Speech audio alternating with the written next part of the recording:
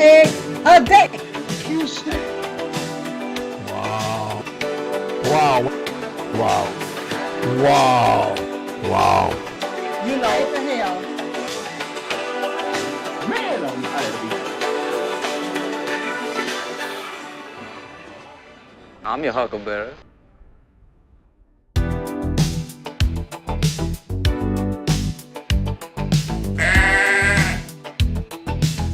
Groovy.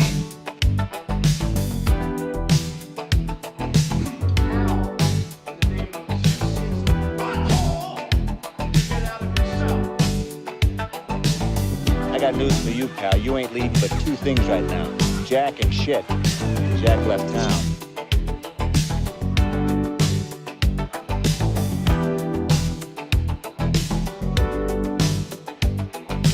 All right, we're almost starting.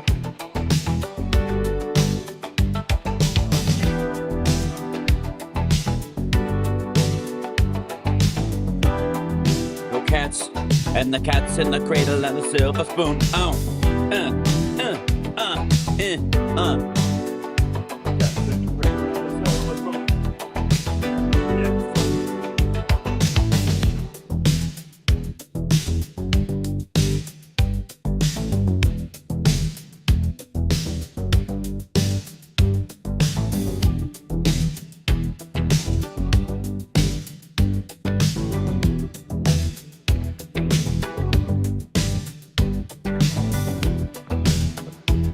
Yeah.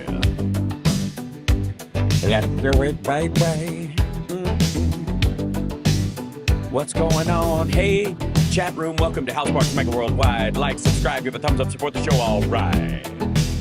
How's everybody feeling today? Sorry I'm starting a little bit late, but still doing business over on that screen. Is he reversed? Only his hairdresser knows for sure. I had to do a little bit of a wiggle and tickle on getting us back up on Facebook, which I believe we are. And the chat room has a lot more people in it right now, so that's really helpful. I've been working on it. I've been slamming around behind the scenes yet again. Chip was throwing up again. He's okay. I feel like he's become. First I was worried that he was sick. Now I just think he's like a Roman emperor who likes eating so much that he makes himself throw up so he can have the pleasure of eating again. I think I have a bulimic cat, but a pleasure-based one. No one has fat shamed my cat, except you guys. How dare you? How dare you? Okay, lots to cover today. Holy smokes! I feel like I've been gone forever because of everything we've been covering. Now, a couple of things, obviously. A little bit of business before we get started. There's going to be I almost feel like I have to prep you. There's going to be a whole lot of like, well, duh, in a lot of what we're seeing today. Just letting you know that ahead of time. You're going to have a lot of well, duh moments. And I don't blame you. I think I'll hold on one second. I got to open this nonsense. Hold on. Because you know how you're like, there's no way this could get done. I'm going to try. I'm going to need this. And I'm probably going to need a little help from my friends.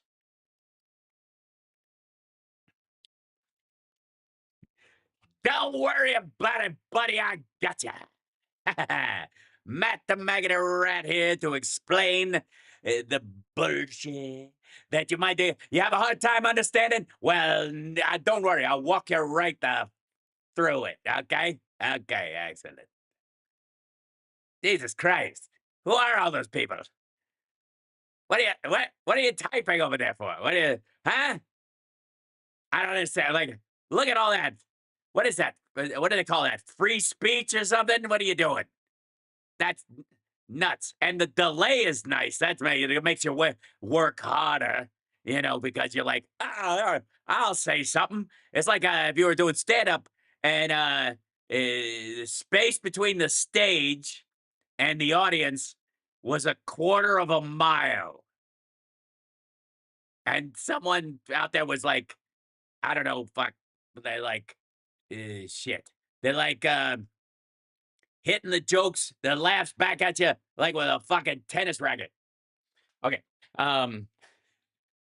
That's Matt the Maggoty Rat, who has a little stand on the side now. He's with us all the time. And I don't know why he's I'm gonna have to move my frame over. Nope. So that the people on the Substack, and the people on that would be me. Where am I? Me. There we go. The people on the Substack and the people on Instagram, which are back with us. Thank you. We're adults here. Can join us once again. Very exciting. So much to cover. And right as I thought, okay, I've got a full show today. I got plenty to talk about. I got plenty of stuff. It's a smorgasbord of schnorgly board. It's an insanity. I got plenty of it to go around. And yet, here comes dipshit with a little extra slice of the fuck is going. Welcome to a new episode of What the Fuck is Going On Here? I wanted him to feel at home. All right. Wish me luck, because as soon as I roll this, you're gonna get you might want to chapstick up for the number of what the fucks you're about to say. So it's an honor to have you back. A friend of mine, Kid Rock, sometimes referred to as Bob. I know him as Bob, but he's been a good friend for a long time, many years, and he's been All right, fuck off. Fuck off. Fuck off with the whole Zelensky, you're off the hook. I don't know what the shit this ridiculousness is. Unless he leaves the Oval Office immediately, gets on a bicycle with a banana seat, and tries to jump the Snake River Canyon, he can go fuck himself. What the hell? What? Oh, my overhead lights. Sorry. Seriously, this is that again. What was that about disrespecting the office? I'm dead serious. I don't want like fuck. I don't want to hear tan suit anymore. I don't want to hear a fucking peep out of JD Vance. What the fuck is that? Like, he looks like a gigolo from Love American Style in 1976 on the episode that the censors went, it's not that it's too sexual, it's that everyone who watches it becomes asexual. You lose your entire desire to procreate when you see basically Ozempic Dr. Phil in a dinner theater Evel Knievel suit. What the ever-loving dick wash is going on? What the...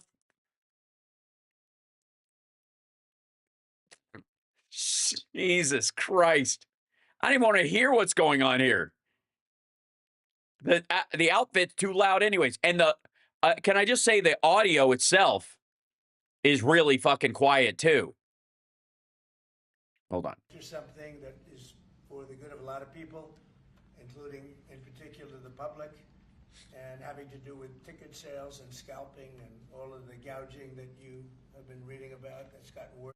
You mean, hold on. You mean all the shit that Biden was fixing? That what are you going to take credit for the shit that they fixed on tickets and scalping? Get the fuck out of here. What are you going to do? The extra fees that they put on concert tickets now too? Worse with time. And I didn't know too much about it, but I checked it out, and it is a big problem. And you didn't know too much about scalping and ticket prices and all that kind of stuff, Mr. King of all media. You didn't know about that, but you checked it out while you were ignoring the fact that we lost 4 fucking soldiers in Lithuania in an accident. 3 of them, their bodies have been found. They are indeed dead. The 4th has yet to be found. Did you look that up while you were fucking perusing the case against Ticketmaster? I think you've been trying to get this done for 20 years or something. He said Trump got it done in 2 weeks. But Why? By not undoing what the Biden administration did? Came up with a very serious EO, and I'm going to sign it now, and maybe I'll ask you, Will, to explain a little bit about it, please. So is Trump now we're just going to call him Captain EO? Sorry. Of course, sir. So this is an executive order, as you said, that deals with the ticket reselling business. For fans of live entertainment and for entertainers as well, the ticket reselling industry has become a huge issue. These people use bots and computer algorithms to buy up huge blocks of tickets and then jack up the price so that fans of live entertainers like Mr. Ritchie, I almost called him Mr. Rock, don't have access to concerts the way that they should. And when they do, it's at exorbitantly high.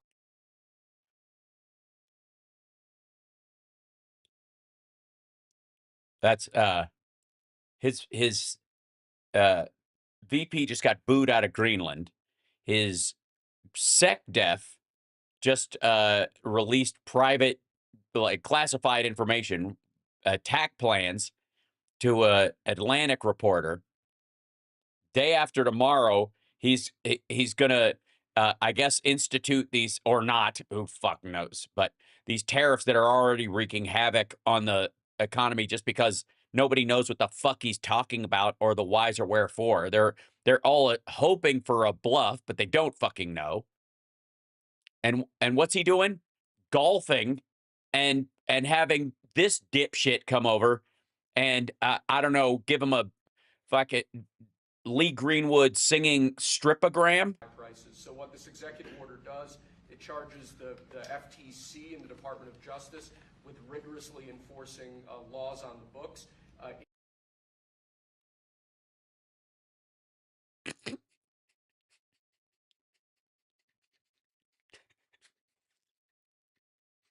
Does it?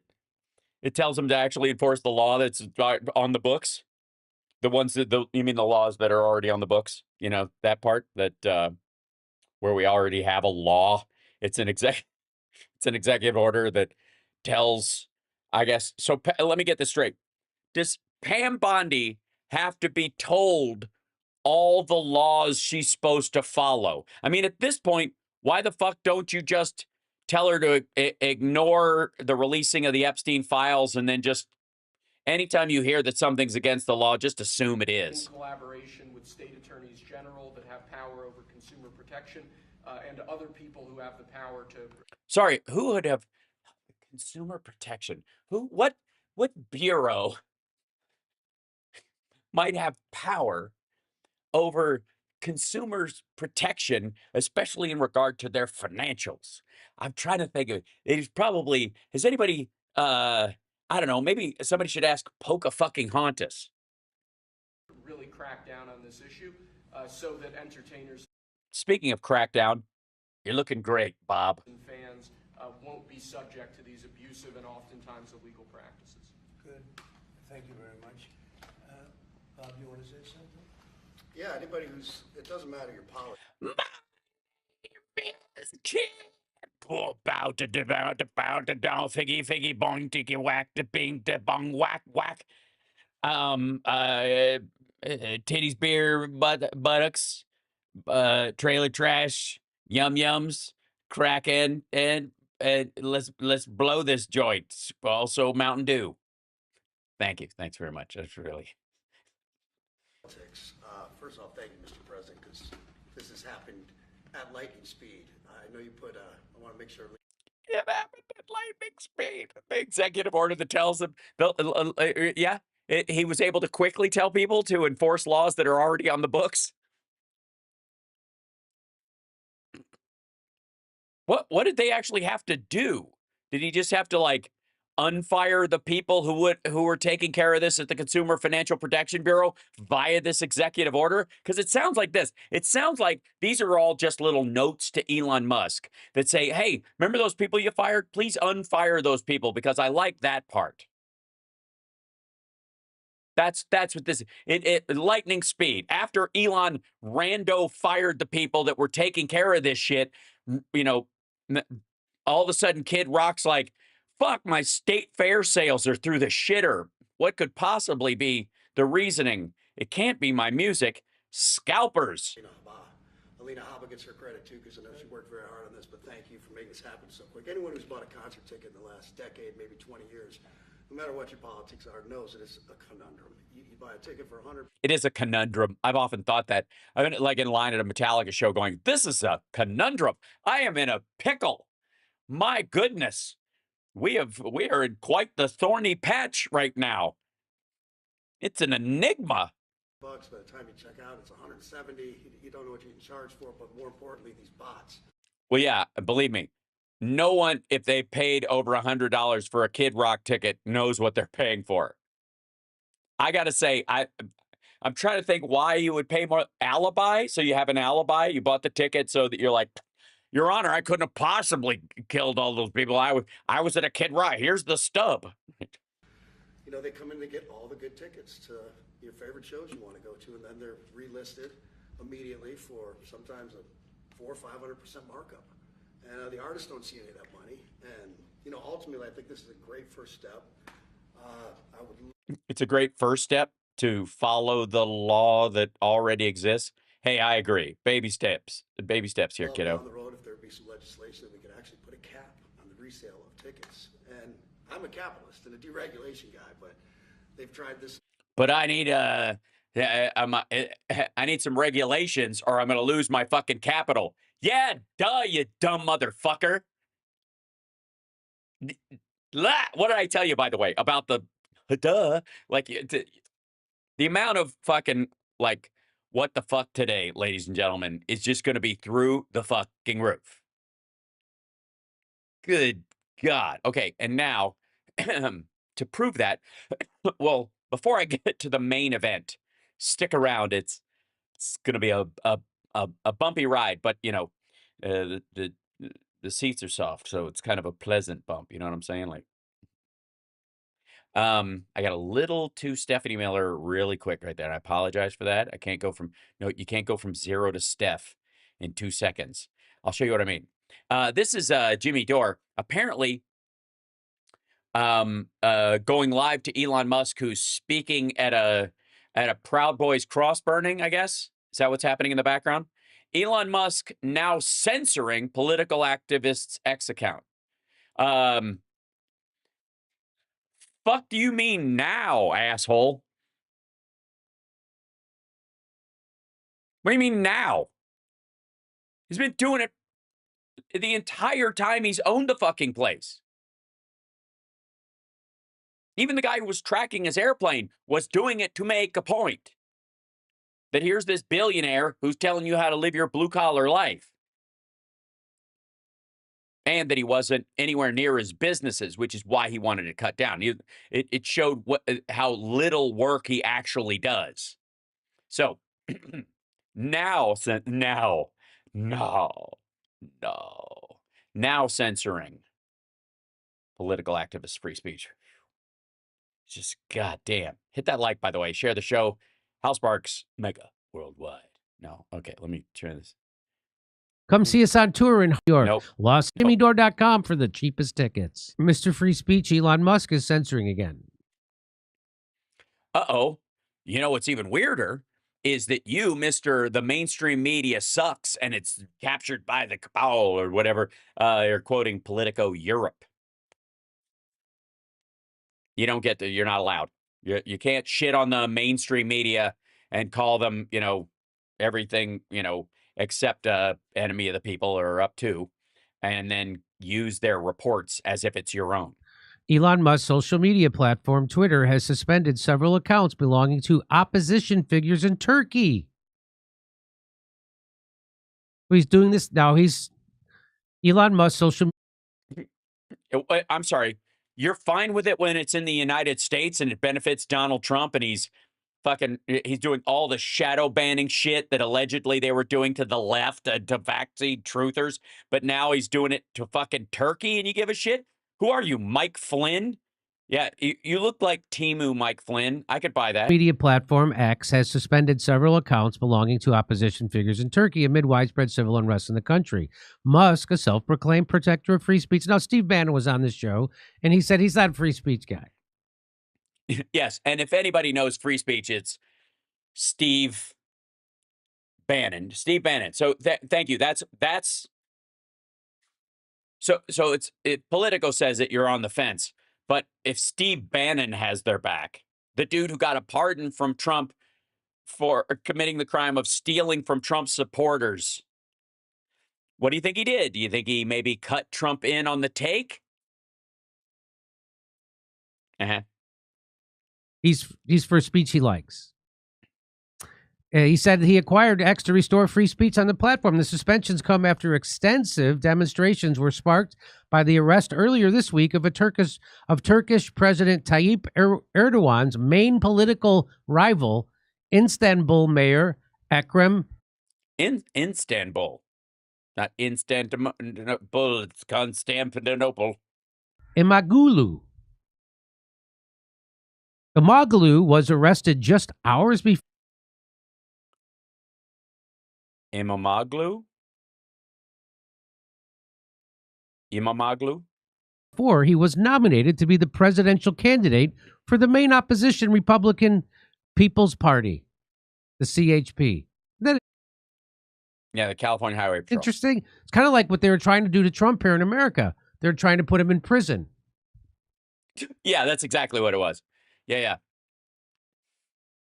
It's exactly like him. You know, I don't know. Was Imamoglu was Elmer's Glue friends with Jeffrey Epstein for a couple of decades? Did he abscond with boxes and boxes of classified documents that he was going to sell or leverage to get himself back in with the Republican Party so he could run again? You know, the Democrats' Joe Biden's big opposition. Remember how they're trying to put him in prison?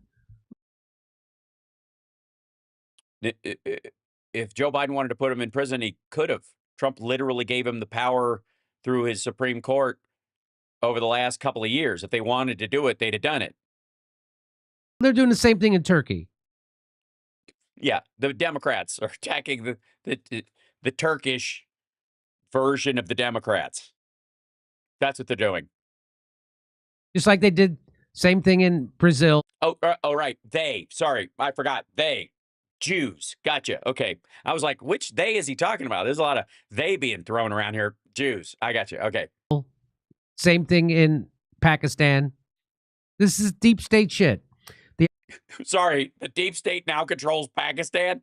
Motherfucker, maybe they should run everything. Holy God. I say what you will about the deep state, but their organizational skills, even when they lose, they win. It's incredible. I'm so impressed. Opposition protests have spread despite the government banning gatherings for 4 days. Much of the opposition's activity has centered. Maybe take an oil can to that chair or whatever, or I don't know, stand up when you're doing your show like you work for a fucking living. You keep talking about come see us do stand up. I don't know.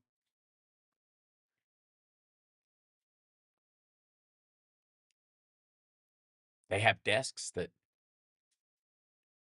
Okay. Around universities, and many of those connected to the demonstrations are now finding their X accounts. Great. This is, by the way, does Ben Shapiro teach like have a TED talk or teach a Trump University class on doing a show where you basically just read other people's shit to the crowd that watches your show? Seriously, what is this? Is it like an audio book for people who are, I don't know, who sponge off the extremities of the political left and right? All right. Anyways, you guys, chat room, you guys get the point. This is, it's a circle jerk. Like nobody's surprised by this.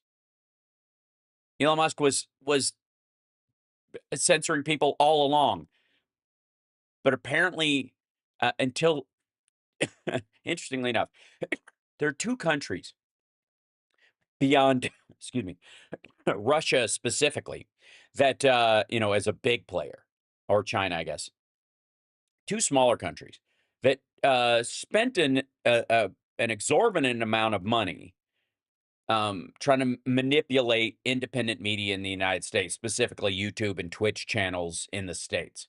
Syria and Turkey. Both of them were, compared to their size, spending a lot of money trying to get, on influence campaigns inside the United States. And it's interesting that if you ever see Door fucking perk up to come to the defense of somebody, it was the Assad regime, and now it's Turkey. Now, granted, in all fairness to Jimmy, the Syrian money has all dried up, and the people that he used to think should be the people who won have won, and therefore they're now the bad guys, because that's how the permanent opposition economy works. Rebel Incorporated, as it were. I'm against the man no matter who the man is, even if the man is the person that I thought should be the man and is finally in place to be the man and do the things that I allegedly was for and is actually doing them. They're now the enemy, because that's how you make money in this bullshit. So, speaking of bullshit, this business, oy God. I know who's behind the Tesla attacks, Rudy Giuliani. Now, I don't know if, I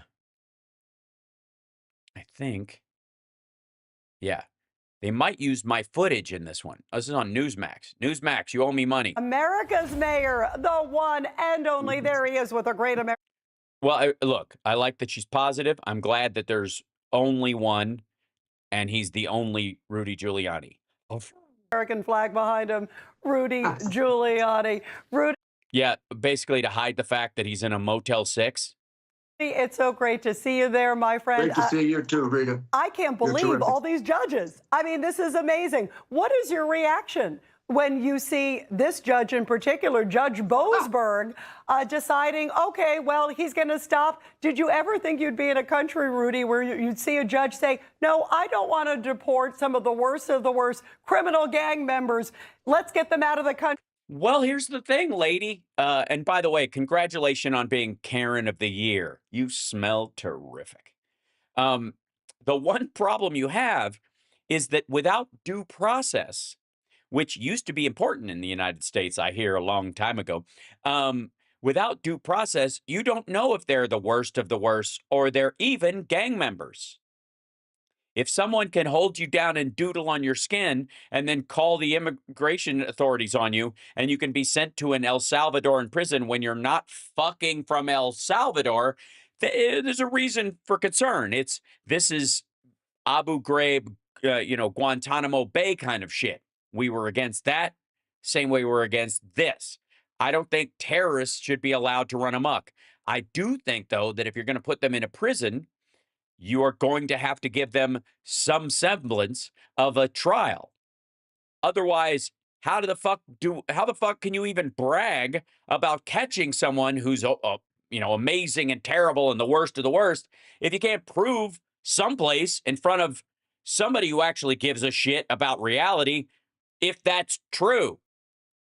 I don't need you snatching fucking farmers off the street in, outside of Kabul or Baghdad and saying, we caught the missileer of ISIS.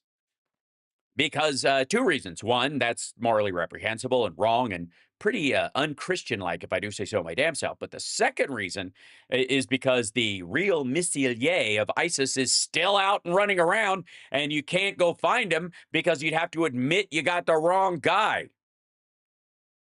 This is why it never makes sense to railroad someone into jail or in a trial just so you can convict someone of a crime, no matter how much the public is angry with you as a police department, for example, because if you do that, the person that actually did the raping and the murdering is still out there. And the chances of them being picked up and prosecuted when someone has already been convicted of the crime goes down precipitously. And he's saying, no, let's keep them here. No, he's not. He's saying you have to prove they are who you say they are before you can deport them to a third country that is not their country and not ours and doesn't have our legal system. You can't also put them in a raft in the middle of the fucking ocean, lady, and go, what's the problem? They said they could swim.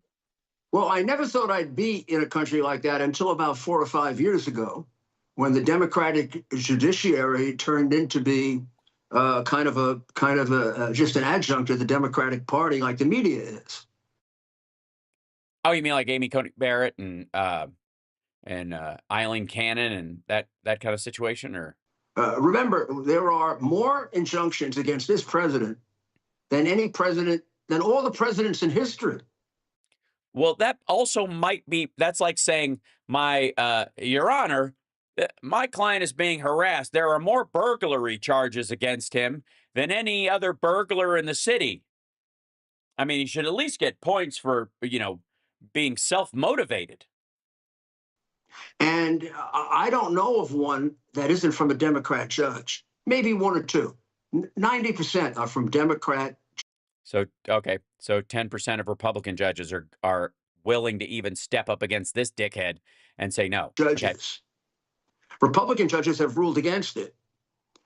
These are just, I don't know, maybe take my word for it. I'm a constitutional lawyer forever. No, you're not. You helped egg on a failed insurrection. We argue this a lot. January 6th was not an insurrection. It was a failed insurrection. And I think that's an important point. It was my best subject in law school, and I've argued before every court in the United States. These things are plainly illegal. This is just like the lawfare. What he's argued, I don't know, whatever.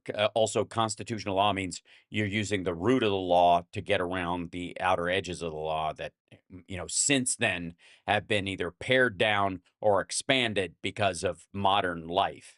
So this is the kind of thing where you're like using it's laws that are on the books since you could beat your wife if you didn't like her haircut in North Carolina. Or was it South Carolina? Do we need two Carolinas? I don't think so. That's what he means when he's a constitutional lawyer. Secondly, when did he ever argue something that became a matter of constitutional law? He's been doing criminal law this entire time. A lot of it, which has nothing to do, except in the most basic sense of like, Fourth Amendment and Fifth Amendment stuff. What has he actually done that it has anything to do with the Constitution, except in the broadest sense that everything has to do with the They were doing to Trump, a couple of years ago, or what they've done to me. Aw. How they can get control of these judges is frightening. They don't. These judges actually believe they're doing the right thing. You can disagree with them, but the idea that they're all being blackmailed, it just might be projection, I think. I mean, can you imagine? And this Boasberg wants to give due process. Right. What the fuck? To non-American citizens who are. Well, part of it is you don't know if they're not. They're skipping that part too. Raped, murdered, plundered, participated in child molesting. Right. Then you shouldn't have any problem doing the due process part. If all that is true, one of the charges should be enough to have them expelled, yes? So why not go? I mean, if they've been charged with one of them, you can literally use that as the reasoning behind it. But if they don't have charges against them, then you have, and this is allowed, then wait for it, slippery slope. Anyone can be scooped up and dumped in the middle of the fucking ocean in a black helicopter because this is the legal precedent.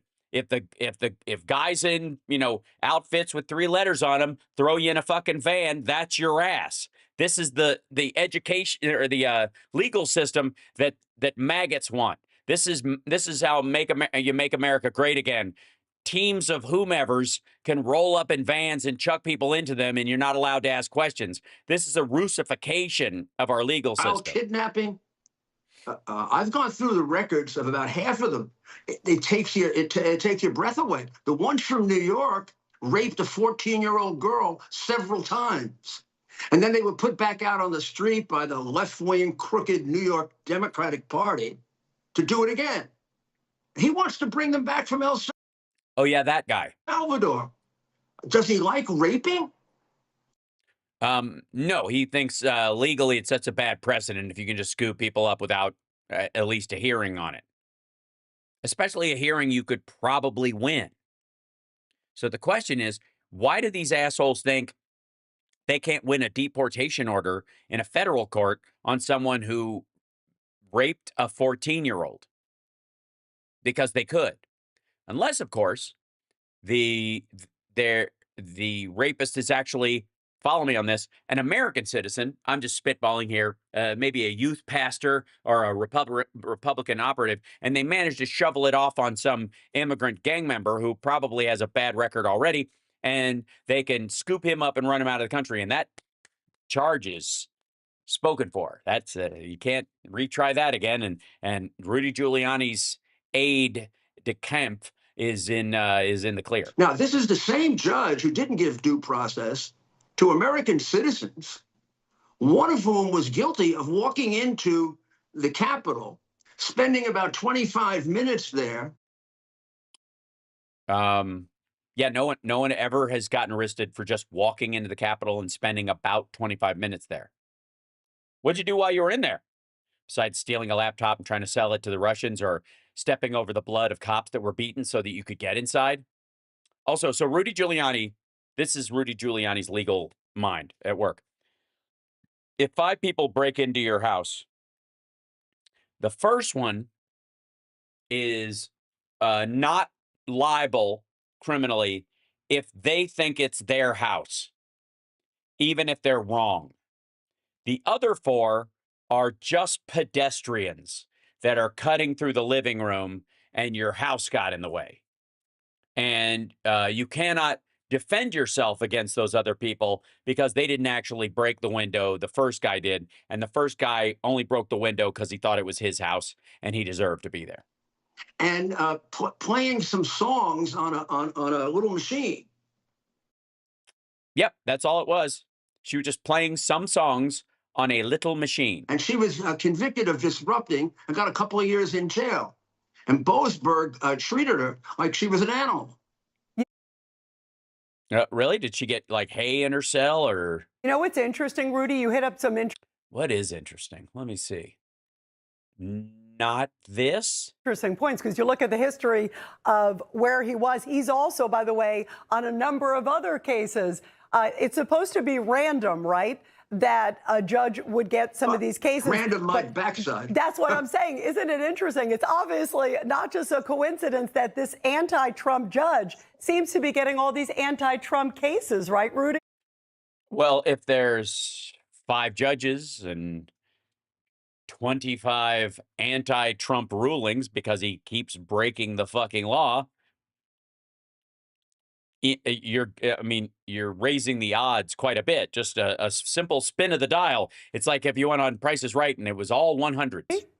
He's the chief judge, and just like the chief judge before him, who had to be one of the most bloodthirsty judges in the history of America, which one of the most bloodthirsty judges in the history of America. I would like you to think about that, especially in terms of the old way, the old West, and the push westward by settlers and the like, or perhaps the conflict between the French and the settlers and the Apache British judges that oversaw sections of the colonies during the breakaway process.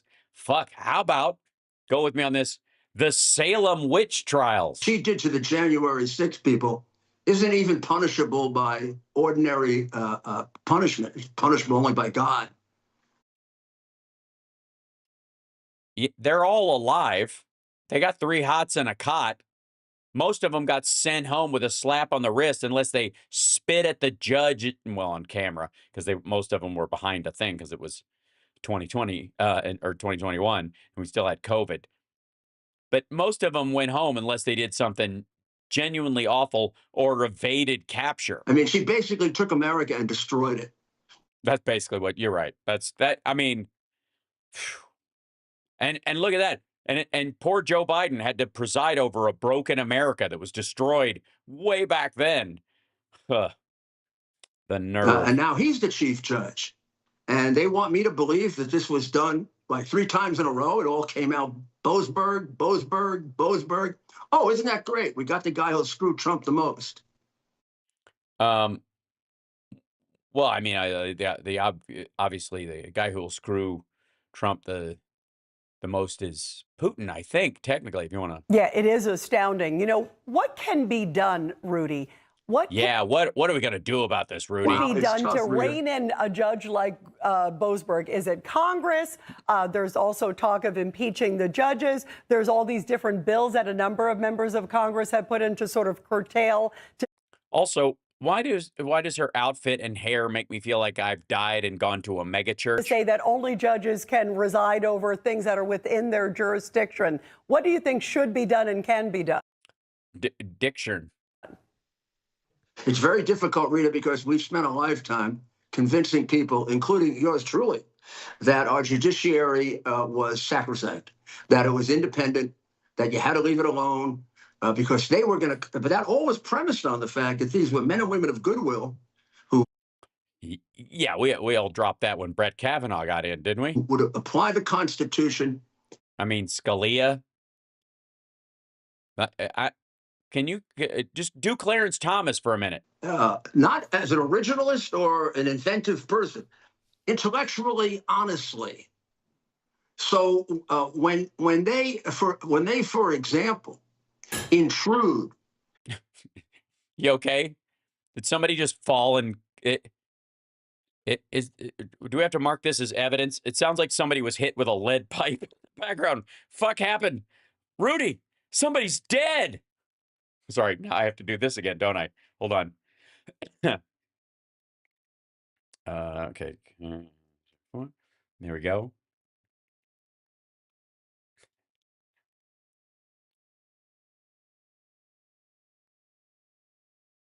There we go.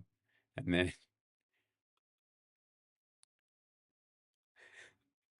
wait, I have to shrink it down. This is going to be a running theme for a while, isn't it? We're going to have to get used to this shit. There we go. Okay, and one more time. There we go. Go over to here.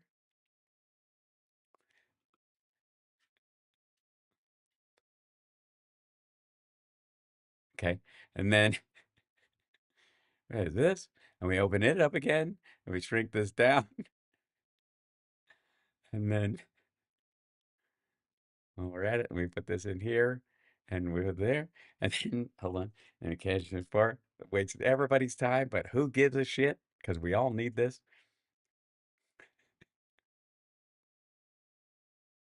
Right.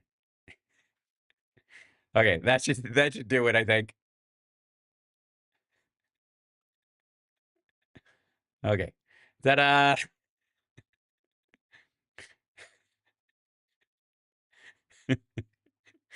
Sorry. You got to make it through somehow, folks. You can't be afraid to, yeah. All right. CSL, I'll throw that in the chat thing again. So fear not. Let's see if we can grab this guy right here. Share it. There you go. Add to my photos. There we go. All right. And I'll put it in the thing, and then we'll talk. And then after that, we'll get to Denmark, for fuck's sake. All right.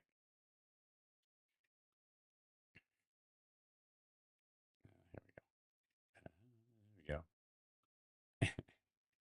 Wasting my time. Wasting my time. There we go. Excellent. Oh, the fun we have, you know. Yes, all the joys and the funs. All right, now, we don't need to look at this dickhead anymore because it's going to be the same claptrap over and over again. By the way, hit that like, subscribe, share the show. Now, this is the meat of the moment. Showing us where our shark went. The meat of the moment. Fart in your eyes. All right. Why is this not? There we go. Back here, will you? 8,000 can be done without affecting. Hold on. There we go. Yeah. Special report by Brett Baer. Ladies and gentlemen, we present to you a spatial report by Brett Baer. Brett Baer. And it involves Elon and some Doge bags. and we'll learn a little bit about them, which is good because I'm working on a little dossier for all these dipshits. And here we go. This is we dive in now. I got to prepare you. There's going to be a lot of people talking in a way that is in an attempt to make themselves sound smart.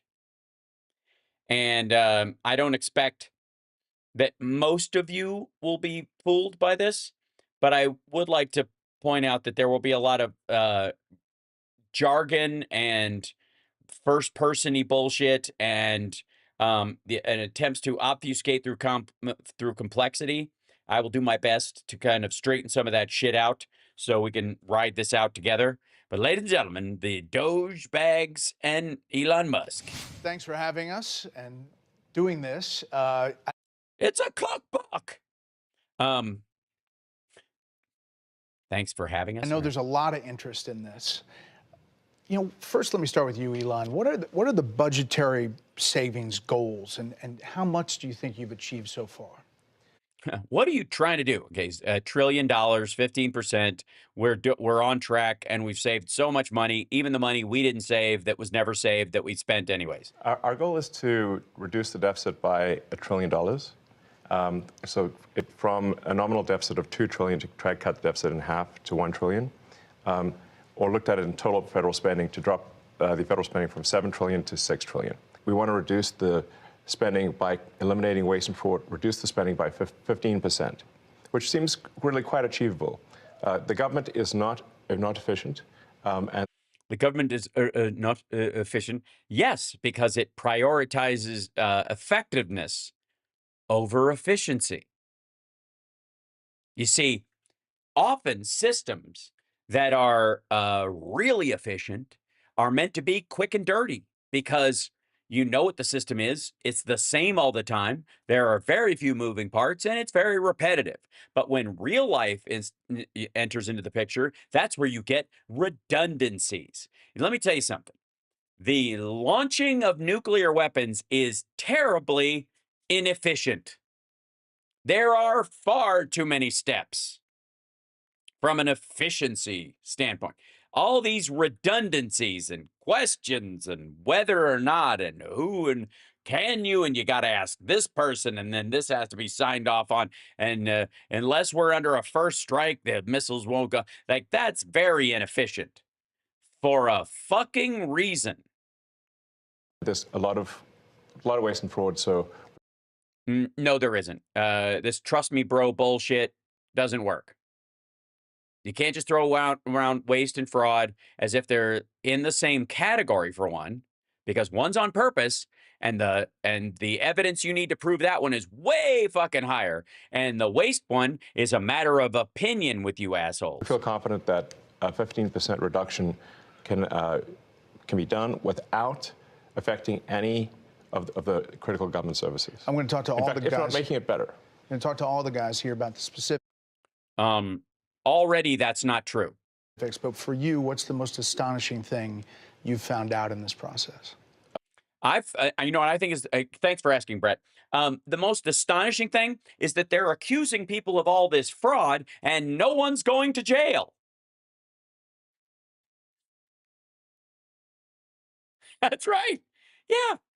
Massive billions of dollars of fraud, and nobody's going to jail. Isn't that weird? Fraud, which is criminal. And there's not even a single case. They found it all. And there's not even charges pending. Not even a name.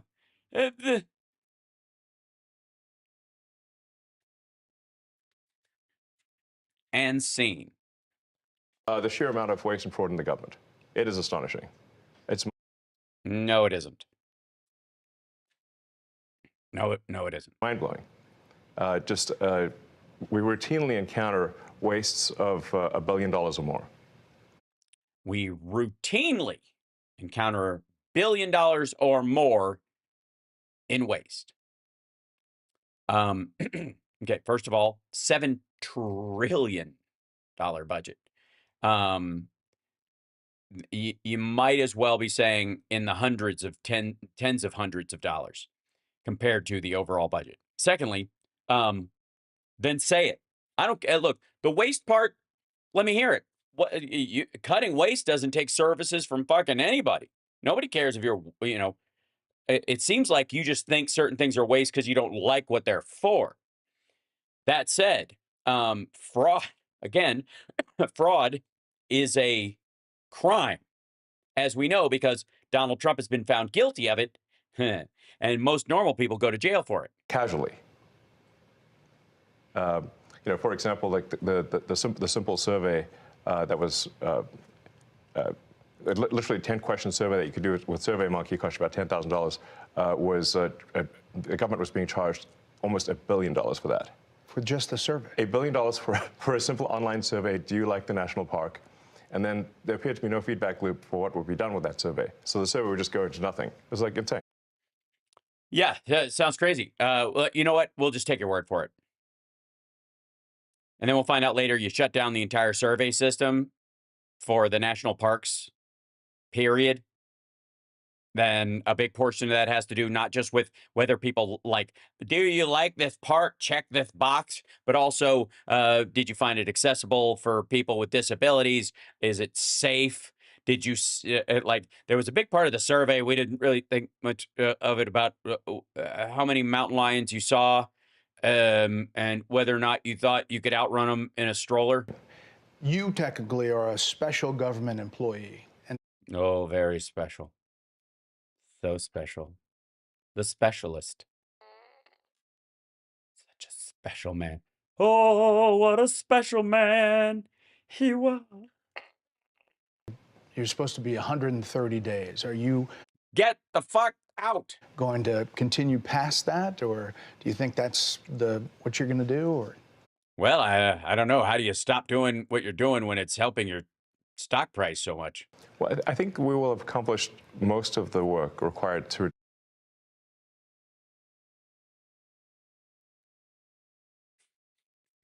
reduce the deficit by $1 trillion within that time frame. No. Not going to reduce the deficit by $1 trillion in 130 days without an act of Congress or a new budget.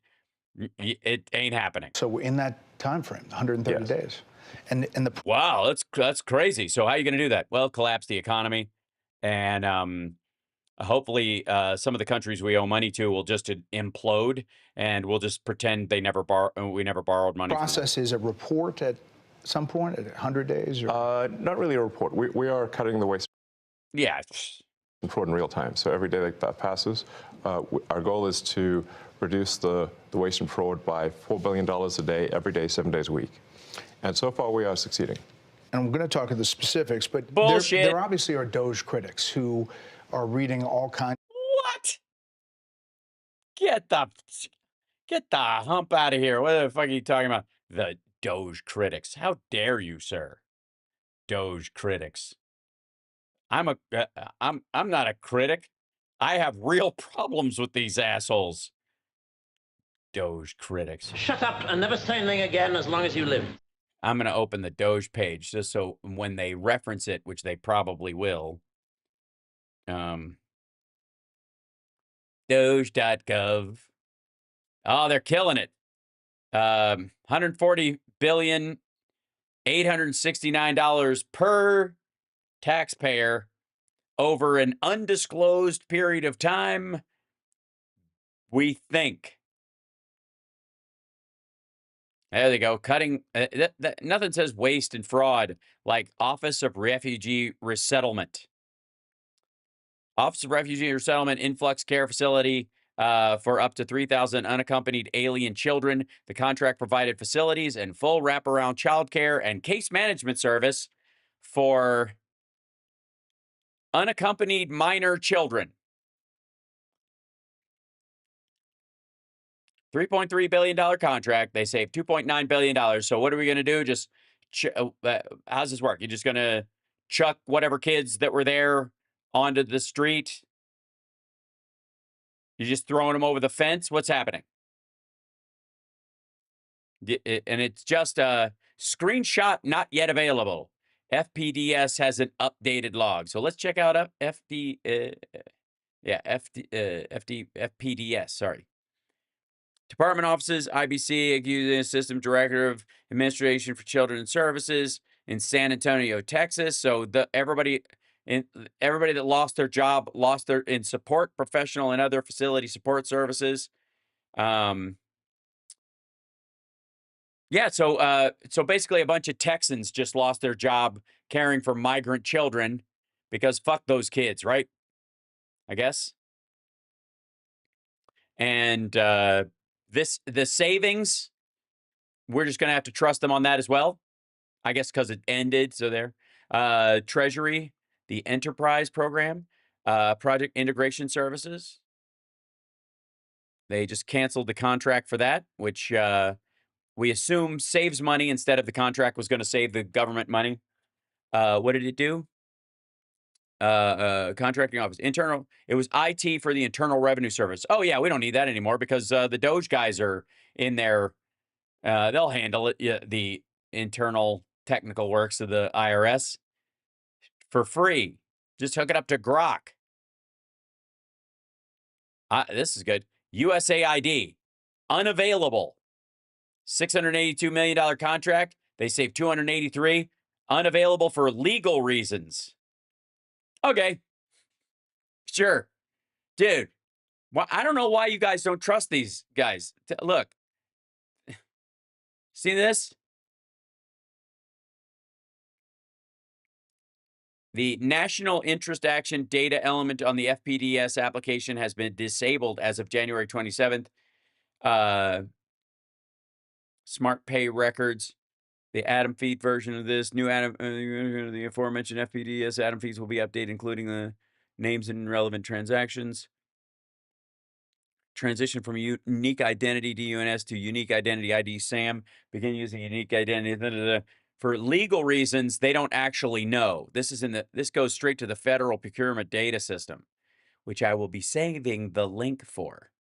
Just killing it, guys. Unavailable, unavailable, unavailable for legal reasons, unavailable for legal reasons, unavailable for legal. Look.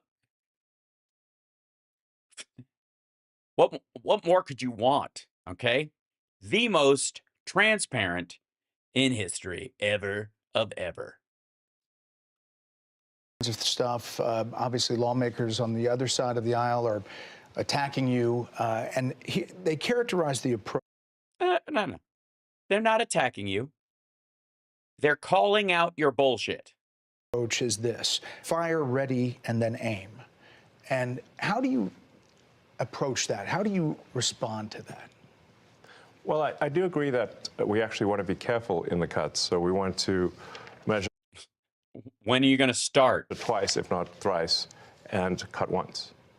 Actually, that is our approach. And again, trust me, bro. That's the evidence. Citation needed. Hashtag citation needed. They may characterize it as shooting from the hip, but it is anything but that. It is precisely that. And again, I would argue that you can shoot from the hip and fire generally into a crowd, or you can shoot from the hip and think you're going to hit somebody and kill other people. And you can also shoot from the hip with wanton disregard for human life, which is more what this is, just for the record.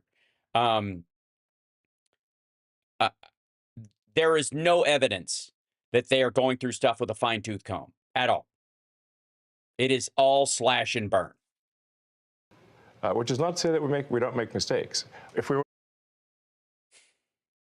to approach this with the standard of making no mistakes at all, that would be like saying someone in baseball's got to bat 1,000. That's yeah. First of all, Medicaid is not baseball. And if a millionaire player for the fucking 49ers strikes out, I suppose people who are betting might be impacted on it, but it's not going to affect the health care of elderly people in the city. Possible. So when we do make mistakes. Also, this is the like the perfection defense, the perfection fallback. Nobody's perfect. Like, asshole, we're not asking you to be perfect. We're asking you to be at least baseline professional and act like the service actually means something to you. That's not what this is at all. This is money first, human lives second, period. We correct them quickly, and we move on. Some people say this shouldn't take a rocket scientist. Steve Davis, you are a rocket scientist. Used to be. Yeah, I know. And now essentially you're the chief operating officer of Doge, day-to-day operations. Fair to say? Yeah, part of the Doge team. So how did? Yeah, totally good. And I don't really have that kind of, hey, ladies, what are you doing later? Sniff this rag kind of a look. Do you end up here? What's the biggest challenge you see? The reason I'm here, which is probably for many, is that I think the goal is incredibly inspiring. I think most of the taxpayers in the country would agree that in order to have the country going bankrupt would be a very bad thing, and therefore the country going not bankrupt is a good thing. Yes, not bankrupt is the goal, I think. That all of us are willing to kind of put our lives on hold in order to do. I think the thing that's special right now is we actually believe there's a chance to succeed, that there's an administration that supports. Because it was never actually a threat in the first fucking place, and that our debt to GDP ratio isn't anywhere near, say, China's, and you guys aren't sweating it over how their government is doing at all. You think their system is actually superior to ours. They got 300% debt to GDP. 300%. And they allegedly only lost 60,000 people to COVID. And a great cabinet and just a great group that will actually make success a possible outcome. And I think that's, given the inspiring mission and given the non-zero chance of success, it was worth doing. By the way, the glancing around and sort of inability to make eye contact thing makes me feel a lot better about this. You know what? I was on the fence about that guy, but now I really feel secure about you know, how trustworthy what he's saying is, and how confident he is that it's all gonna work out a lot better than maybe you thought. Is there a restroom nearby? I'd like to sort of reemphasize that point. The success of Doge is only possible with President Trump and with the outstanding cabinet that he selected. I see. So there is a prerequisite ass kissing that goes on, and Musk isn't immune to it. It would be impossible without the support of the president and the cabinet. Yeah, if they did give you the keys, you'd never be able to get into the bank after closing. But you're finding the money. I mean, it's big numbers, right? Yeah. No. Like Elon said, the minimum impulse bid is often $1 billion. So, for example, the $830 million, which was the online survey. No. Hey, motherfucker, if you're finding $1 billion minimum a day, right? If that's on the regular, I don't want to hear the same case twice. Why the fuck do you keep bringing up one example if they're all over the fucking place? If you stumble on fraud and waste and abuse, you shouldn't even have to. And at the end, you should be able to wrap up with this kind of like gish gallop of all the things you fucking mentioned. That's an enormous amount of money that wouldn't have been found if the Doge team wasn't working with it, in that case, the Department of Interior. But then taking it one step further, Doge then publishes these things on our website for. Okay. All right, here we go. Department of the Interior. It's got to be in here somewhere. Yep. The Department of Interior. Okay, contracts. Let's go in here, and there's a searchable. You're able to click on and go to searchable. This, you can click on these, and it gives you the and there's a. If you click here, it goes to the. All right, that opens the thing. But if you want to look at the Department of Interior, you can just scroll down. Oh, you can scroll down to this, and if you're here, those are leases. Let's maybe go to Department of Interior. Go straight there. You can click on, you click right on. You can do this. I'm sorry, guys. I don't know why it's acting up. I don't know what it is. You click on Department of Interior. It shouldn't select the. How about if I click the 10? This is the most savings. What are the least savings? Commerce, Justice, NASA. Gee, I wonder why they're low on the thing. Because that's where it's from. Okay, most savings. Department of Interior. Show all agencies. Well, if they show, obviously, I'm sorry, that was my fault. If you click on show all agencies, then obviously, then the links work. Where you can click on. Okay, no. So it's just a list of agencies, and it just trust me, bro. Yeah, fucking magic. How about let's go to the okay, go by savings. That's the bottom and the top. So the top department, family endeavors. That's the Department of Treasury. Is this the? Oh, that's way more than $1 billion. So let's say, how about page 2? Huh? USAID unavailable for legal reasons. Look, some transparency can be a bit murky.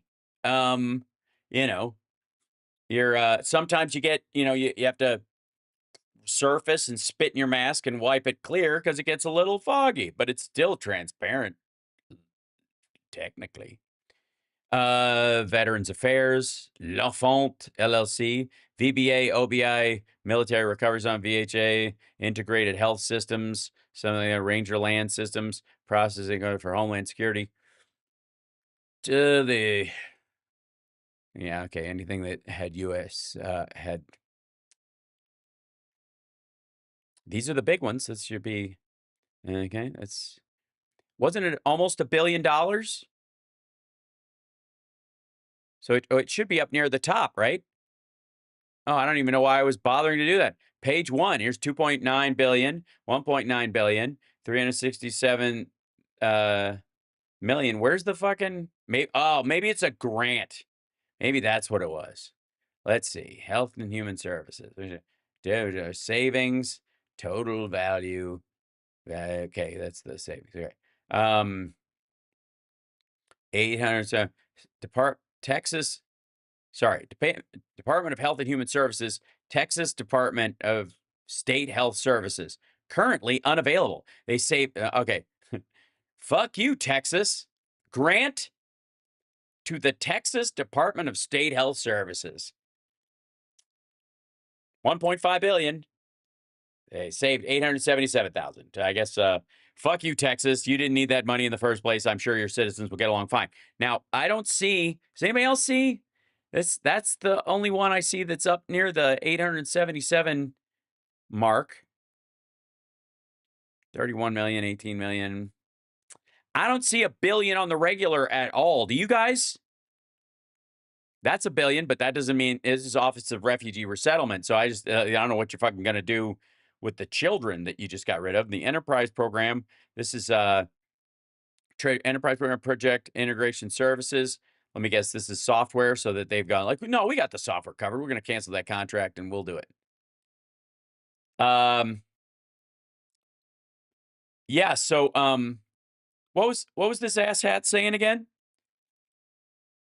That wouldn't have been found if the Doge team wasn't working with it, in that case, the Department of Interior. But then taking it one step further, Doge then publishes these things on our website. Do you, though? Did you?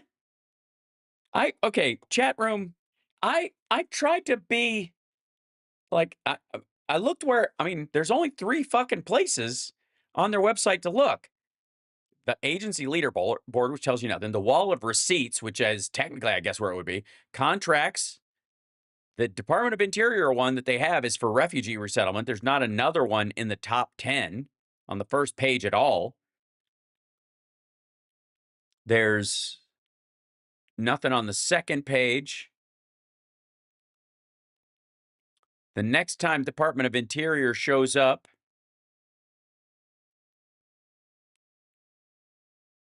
yeah, what a bunch of shit. Okay, and then grants. Nope. Health and Human Services is the one getting most of the grants. And it's like Illinois State Department of Public Health. This is our grants to public health systems. And the details on it, again, all the grants they're canceling to state departments of public health, they're just canceling them and letting the states, I guess, be on their own. Now, in the big ones, maybe they, you know what? Maybe they're only canceling states. Nope, Texas. There's Texas. Florida Department of Public Health had a $1.2 billion grant. That's a lot. I mean, it is God's waiting room, so sure. And they say 482 million and 0 lives. Illinois Family Health Attorney, Pennsylvania. So grants to public health systems in states, is that waste, fraud, or abuse?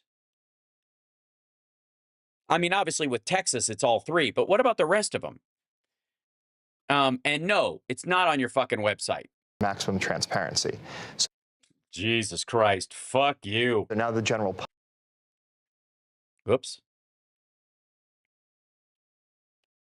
Obviously, they have an issue with what I was saying. Bring this back up. Default. Okay, here we go.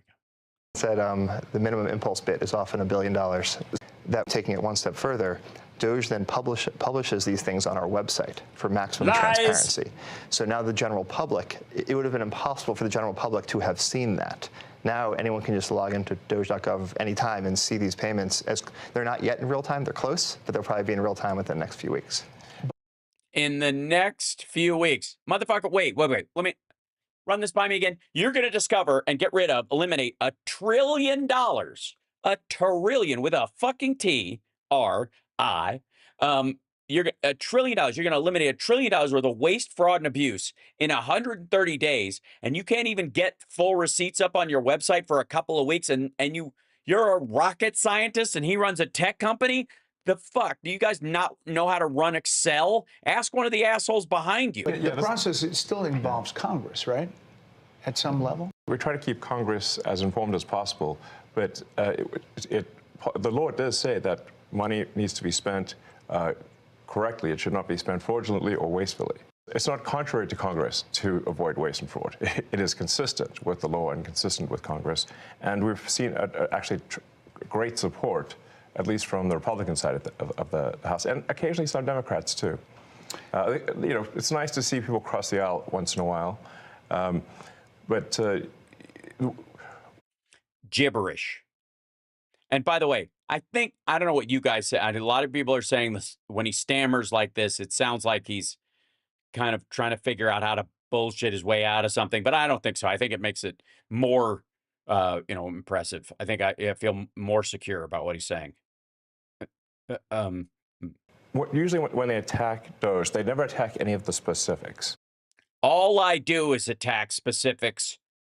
Fuckwad. Jesus Christ. Yes, they do. This is the lamest. This and the appeal to perfection. This is flat out a lie. There are plenty of Congress people, plenty of people in the media, and me who have specifically pointed out that you don't know what the fuck you're talking about. You have a slapdash way of choosing what gets cut. You are calling shit waste when you just don't like it. You have zero evidence of fraud anywhere so far. Zero, none, zip. And yet you keep using that word like it's part of the normal discovery process that you're doing every day. You have found no fucking fraud. None. Trump hasn't found any fraud. You haven't shown him any fraud. Nobody in your fucking office has gone, oh my God, for fraud. This is fucking embarrassing. No. You do not get to say nobody is attacking specifics. I am attacking your fucking dipshit website specifically. I'm attacking individual elements of this and the lack of clarity on all of this horse shit. And the fact that your like dipshit rocket scientist dude next to you just lied his ass off by saying this contract is on the website and it's clear and it's as transparent as mud. Where is it? Where is it? It's about emotionality. So they'll say what we're doing is somehow unconstitutional or Yeah. illegal or whatever. We're like, well, which or whatever. Yeah. line of the cost savings do you disagree with? How about all the killings of all the grants to the state health departments just a few years after we had a giant pandemic and fucking bird flu? How about that? How about the myriad of diseases we don't have cures for yet that affect a lot of people who are poor, and therefore they interact with all the rest of us because, unlike you, we don't live in a fucking caste system in a goddamn bubble, and therefore the chances of disease passing between people in normal life raises that it lowers productivity. That's something you can understand. It costs us more in the end when people have damaged immune systems over the course of their lives. So yes, I don't agree with you willy-nilly cutting all the grants to public health systems seemingly in every fucking state just from the jump.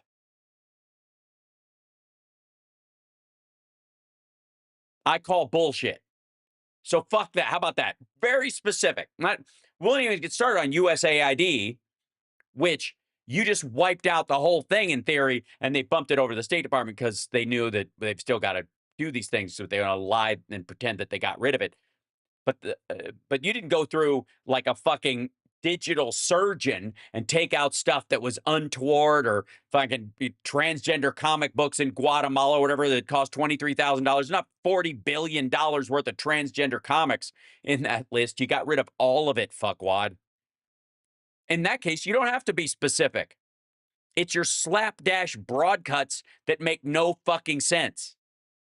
And they can't point to any. How about the Ebola funding that you had to reinstate because someone pointed it out to you? How do you find out that something was accidentally, that you don't bat 1,000? Because people pointed out to you specifically. And we list them all on Doge.gov. No, you don't. And the Doge handle on X. And you'll see just outrageous things. One. Yeah, I'm not going to your private fucking social media site to figure out what's happening in my fucking public government, you tit. Outrageous thing after another. Joe Gabbia, besides Elon, you're one of several billionaires here, co-founder of Airbnb, and you wanted to help out. Doing a great job so far. I bumped into Anthony and Elon probably back in February, and they told me something about a mine that was dealt with retirement, and they said they needed somebody to help out to fix retirement in the government. I love the challenge, so I jumped on board, and it turns out there is actually a mine in Pennsylvania that houses every paper document for the retirement process in the government. Now picture this.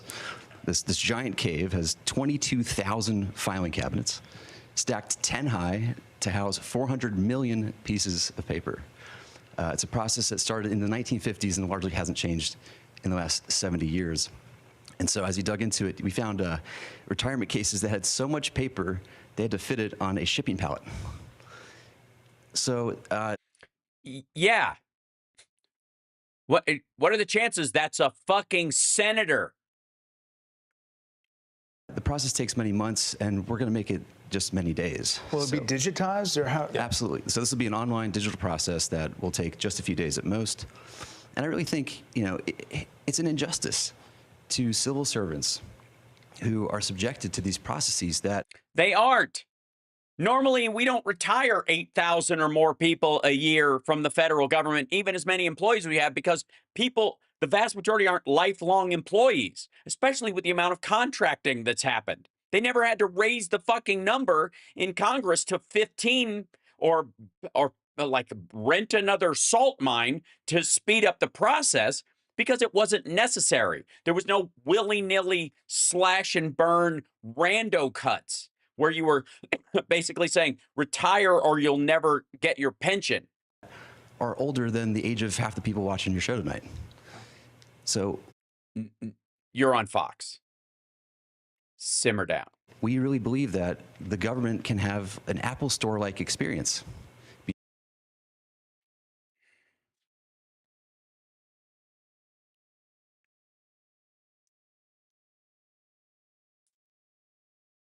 We, sorry, yeah, we don't make that cable anymore. You what? Yeah, we don't make that cable anymore. But I mean, I can't hook up my drive without it, and it's got all my stuff on it. Well, we can sell you a new drive, or you can upgrade to these things. But I'm sorry, that cable, they just don't. I mean, you can go on OWC, or you can go on some of these. They're like Max. Maybe have you tried eBay? Beautifully designed, great user experience, modern systems. Because right now, Also, what do you mean? You think people aren't retiring because of a lack of efficiency? it's by hand. Yes, the retirement process is all by paper, literally with people carrying paper in manila envelopes. Also, wait. Can we just point out that the retirement process in the federal government is not the hang-up financially or an undue burden on the taxpayer at all. They're just pissed they can't fire people this fast or force them into retirement at this kind of a clip.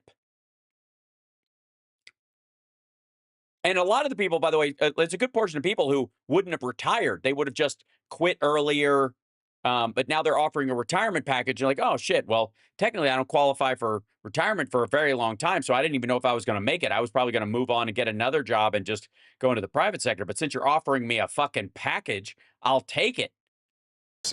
Into this gigantic mine. So they can't retire more than a certain number every month. Yes. About 8,000 a month.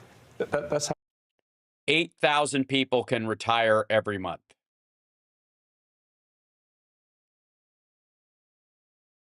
Retire, not quit, not move on, not, works for 6 years and then go on, but retirees, people who've worked in federal government up until the point of retirement. the reason we discovered it was we were saying, like, well, let's encourage voluntary retirement. Yes, we know. And you couldn't do it fast enough because of this system. They said, well, the most because it's not built for a fucking purge. They could do is 8,000 a month, and even under normal circumstances, it can take 6 to 9 months just to have your retirement paperwork processed. Right. Most people don't retire on a dime, dummy. That's the other thing. You know when your retirement date is. They come to you and they go, hey, you've reached retirement. Your date is January of next year. Somewhere around July, you're going to want to file for it, and then we'll have everything ready to go. So you get your watch and have your last slice of cake here at Lumen, and then. And they often get the calculations wrong. So we're like, well, why would it take so long to retire? And they're like, well, because of the mine. And we're like, what do you mean a mine? What's a mine got to do with retiring? And that's where we discovered that all the retirement stuff is still done by paper in a process that looks identical to what occurred in the 1950s. Like if we took a snapshot of the mine when it first started in the 50s to today, it looks the same. It's amazing. So how long do you think it'll take to turn over? We're working as fast as we can. Probably next couple of months we'll have this overhauled.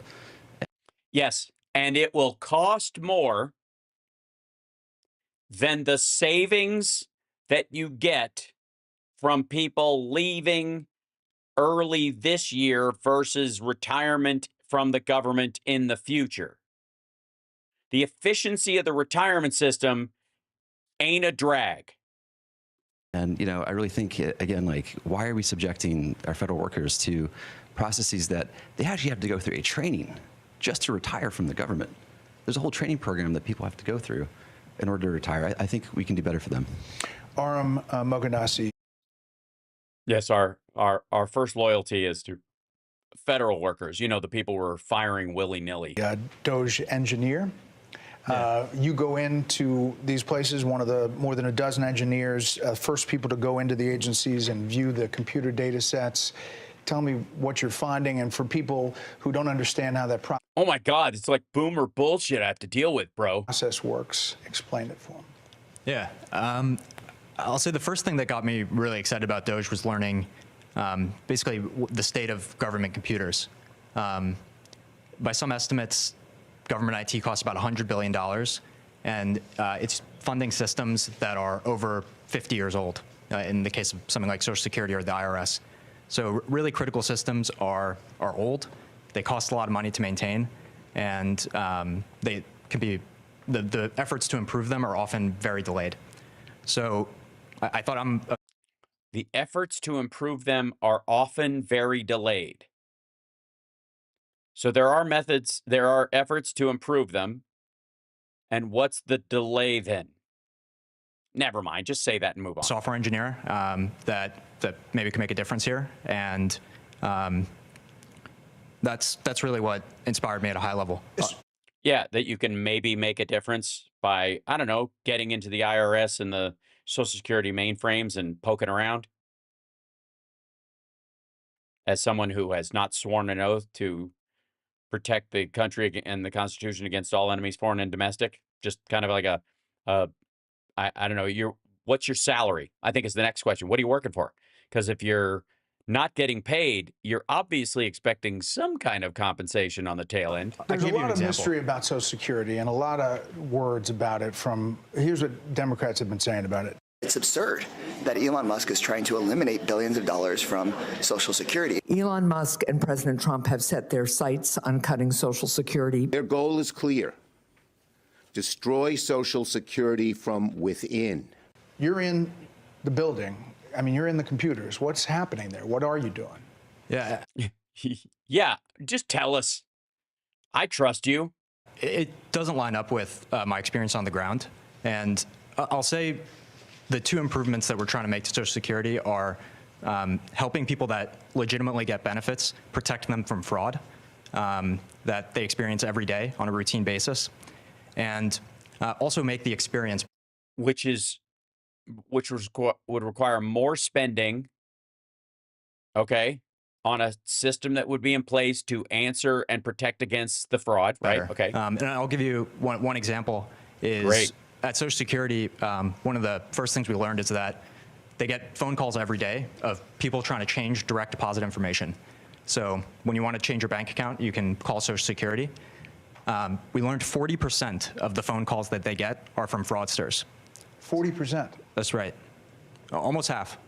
Yes, and they steal people's Social Security is what happens. Is they call in, they say, they claim to be a retiree, then they convince the Social Security person on the phone to change where the money's flowing.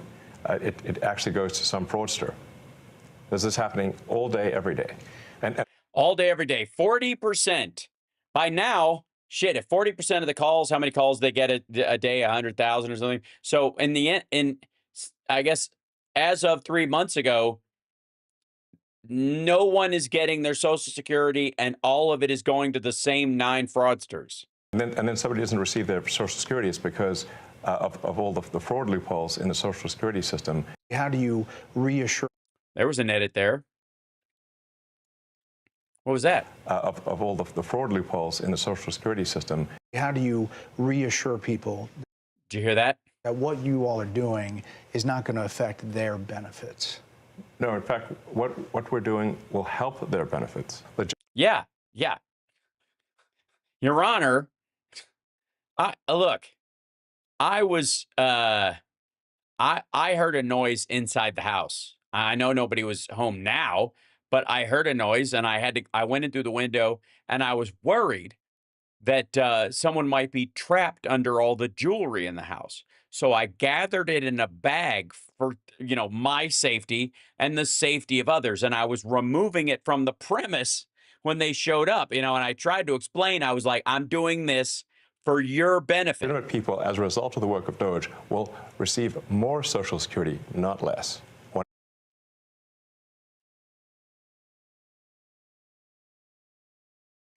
No. The amount you get is set by the money you put in and the cost of living increase. You're not going to increase benefits. You're not going to continue to pay out if there's other than the idea that you're undoing fraud, which is already, there's a system in place for doing that anyways. Emphasize that. As a result of the work of Doge, legitimate recipients of Social Security will receive more money, not less money. That's bullshit. I mean, the only way he's saying that is that if somebody was defrauded of their Social Security and we discover it and we turn it around, which happens all the time anyways, then those people will get more money than zero, which is what they were getting when their shit was being stolen. All right. I want to emphasize that point and let the record show that I said this, and it will be proven out to be true. Yeah. No, it won't. Let's check back on this in the future. Yeah, let's check back on this in the future after I'm long gone. Look, understand, this bank is going to have, mark my word, more money in it after I leave with this bag of money than it did before I showed up, because FDIC will insure it and they'll backfill it, and then you'll never even miss it. Washington Post, the Social Security Administration website crashed 4 times in 10 days this month because the servers were overloaded, blocking millions of retirees and disabled veterans from logging into their online accounts. Freaked people out. Is that going to change? It did change, Brett. It changed from working to not working. This is the change. The website crashing is the change. Yes, we're going to make sure that the website stays online. Yeah. Like it was before you started fucking around. I mean, but is it a result of going in there or something you're doing? No. The amount of issues that were with the Social Security system are enormous. As an example, there are over 15 million people that are over the age of 120. Are they getting checks? That are marked as alive. Are they getting checks? In the Social Security system. And that's. Are they getting checks? An accurate figure. Yes. Correct. 15.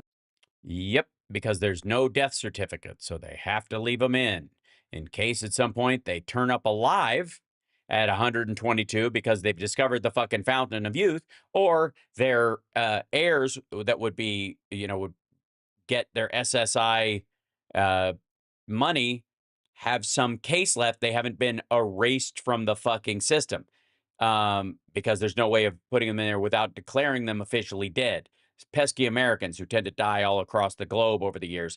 And secondarily, are they getting checks? Correct. This has been something that's been identified as a problem. Again. Yes, for years before you ever showed up. Pre-existing problems since 2000. Yes, it's a pre-existing problem. And again, it's such a pre-existing problem that it hasn't been a problem. Checks are not going out. 2008, at least, from an IG report. So oh, IGs. So it's good to have IGs because they're the ones who make the reports that let you know something's wrong in the first place. So maybe firing the IGs is bad. Jesus Christ, these guys have no fucking... do they have reflections in mirrors? There were some great people working at the Social Security Administration that found this, 2008, and nothing was done. And so 15 to 20 million Social Security numbers that were clearly fraudulent were floating around that can be used only for bad intentions. There'd be no way to use those for good intentions. And so, or not used at all.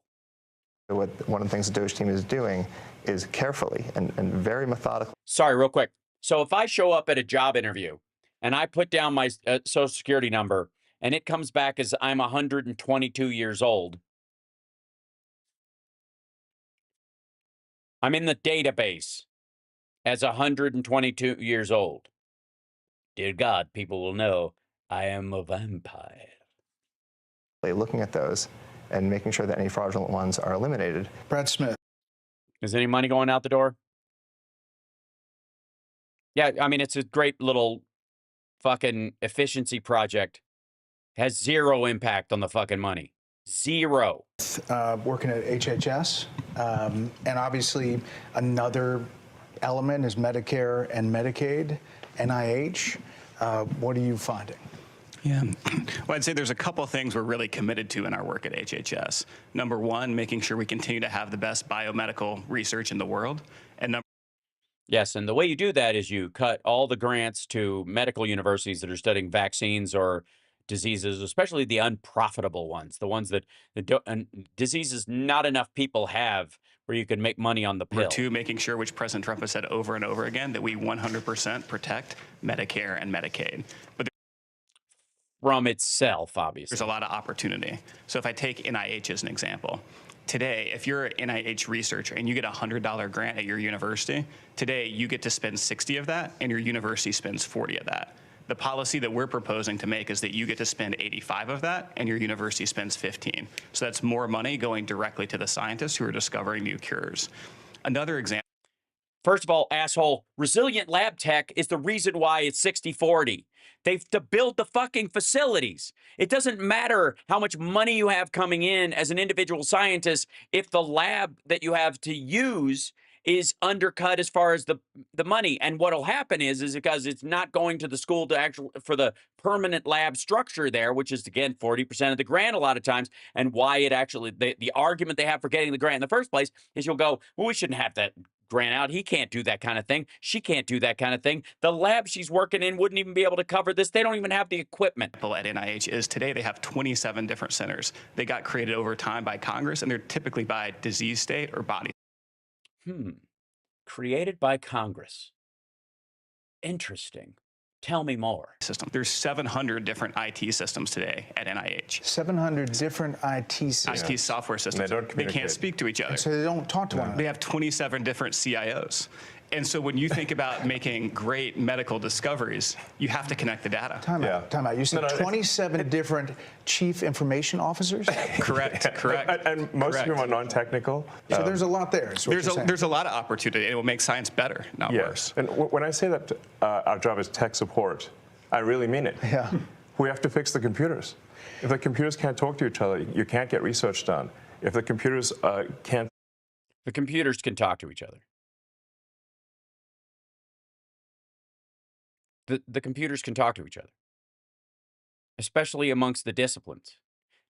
This might come as a fucking shock to you, but the computer system that they use for nuclear testing and for fusion and for physics is a different system than they use for bioweapon preparations and fucking swine flu or genetic diseases that they're trying to find cures for, or orphan diseases that that have a very low impact on the overall populace, but are very extraordinarily damaging to the people that get them. And so they don't need to talk to each other outside of those things, but they do have to be singularly integrated amongst each other. There's no reason why you would want all the National Institute of Health groups to be connected just because they're studying radiation and its impact on rats and the geneticist and the person on the common cold beat. And also they have to publish their shit publicly in peer-reviewed journals anyways. Stay online, people won't receive their Social Security. So what we have here are a bunch of failing computer systems that are preventing people from receiving their benefits. No, they aren't. No, they are not. The phone interaction system where people can call to get their benefits information updated is the only issue. The lack of caseworkers, for example, here's what you do. If you have somebody calling and going, hey, I need to shift my direct deposit. Cool, no problem. Tell me your address right now where you currently get the checks or where you're going to, and we'll send a caseworker out to you. They will meet you in person. If you can afford to come into one of the offices, we'll take care of it much quicker. But if you could, but if you can wait a couple of days, we'll send a person out to you. That's more staff, not less. That's more expense, not less. And that's more efficient. Preventing research from happening that are extremely vulnerable to fraud, and we're fixing it. And does that include AI? Does that include kind of changing the system overall? That's what I guess what people are afraid of is they don't. They're going to set Grok loose and train it on government data. Too late. I don't know what this is all looking like, and is it going to affect me in the long term? It's going to affect them. It's going to affect people very positively. So the changes that we're doing here will ensure the solvency of the American government, of the United States of America. This is what we're trying to do: is ensure that people do receive. Yeah, and look, I know some of you are like, but wait, why should we trust this guy? He bought Twitter for $44 billion and then sold it to one of his own companies for $33 billion using just stock and no cash on from a company that's evaluated at being worth $80 billion, but has no material worth at all, and a cost structure that's higher than its output, but has a great trust me, bro, future arc financially. So why should we listen to him? It's an excellent question. Actually, way to nail it. Their benefits in the future, and you can only receive your benefits if the country is operating in a healthy and competent way. Up next, how the Doge team plans to streamline some federal jobs and agencies, and later. Okay, I'm gonna go back here. Money sloshing out the door. You ask, Musk obfuscates. Anthony Armstrong, Doge, Office of Personnel Management. Oh, by the way, hey, remember when they said they got rid of that White House set that Biden was using? Remember that whole kerfuffle about how dare they? Anthony Armstrong. That would be it. They just, I guess, changed some of the look of the place to a more Tucker Carlson friendly look. I like wood, deeper and longer. So, Doge, Office of Personnel Management, Morgan Stanley banker, M&A guy. Yeah. You know, money, and this is a lot of money sloshing around. There's a lot of money. Also, we know that we notice you're smart enough to remove most, if not all, of your body hair, so you leave less DNA behind at the scene. Money sloshing around. There's a lot of money sloshing out the door. And if you look at the federal government and the way the workforce works, it's really a one-way ratchet over decades. So it's only going up. It's only going up. You never take it away. So that leaves you with. Yeah, it's that way with the size of the economy as well, and the population. It's funny. The government has grown in congruence with the economy and the population for a long time. That's weird. It would have a service-based government that oversees the rights and privileges of every citizen. And as there are more citizens, this government increases in size. And as it manages more money and is the biggest economy in the world, also got bigger, almost tripling in the first 15 years of the 2000s. Duplicative functions, it leaves you with overstaffing, and it leaves you with functions in the wrong places. So a couple of examples. Duplicative functions. Brad mentioned 27 CIOs. If you kept going with Brad, he would talk about the communications office. I think you've got 40 distinct communications offices. Yeah. What? I'm sorry. Are they supposed to all uniform and say the same fucking thing? So they're communicating with different types of medicine, contagious disease, oncology, genetic diseases, those kind of things. They're all talking, and they're specific to the discipline, and then they're bifurcated out into levels of research. The stuff we know how to cure and we have to manage, like the flu, stuff we're hoping to cure in the near term and we're very close on, and pie in the sky stuff that everybody's shooting for. It stacks up. You mean less than one per state? HHS, right? Yeah. 40? Yeah. Yeah, and that's not unusual, by the way. You're right. It's not. But isn't there a communications person for almost like every outlet mall in the country? Multiple offices like that. It's not making anyone healthy. This is not about the employees there. There's many hardworking, well-meaning people who took these jobs. These jobs were out there. They applied for them. They took them. They're doing what's there. It's just that they're duplicating the effort of 40 offices. So you've got that. You've got overstaffing. A good example of overstaffing would be the IRS has got 1,400 people who are dedicated to provisioning laptops and cell phones. So if you join the IRS, you get a laptop and a cell phone, you're provisioned. So if each of those IRS officers or employees provisioned 2 employees per day, you could provision the entire IRS in a little more than a month. So 12 times a year, It you doesn't can make any sense. Why re-provision. would you have 1,400 people whose only job it is to give out a laptop and a phone? Right. It isn't. My guess is they end up being IT strategically for an entire area. And there are IRS offices, not just in DC, but all across the country.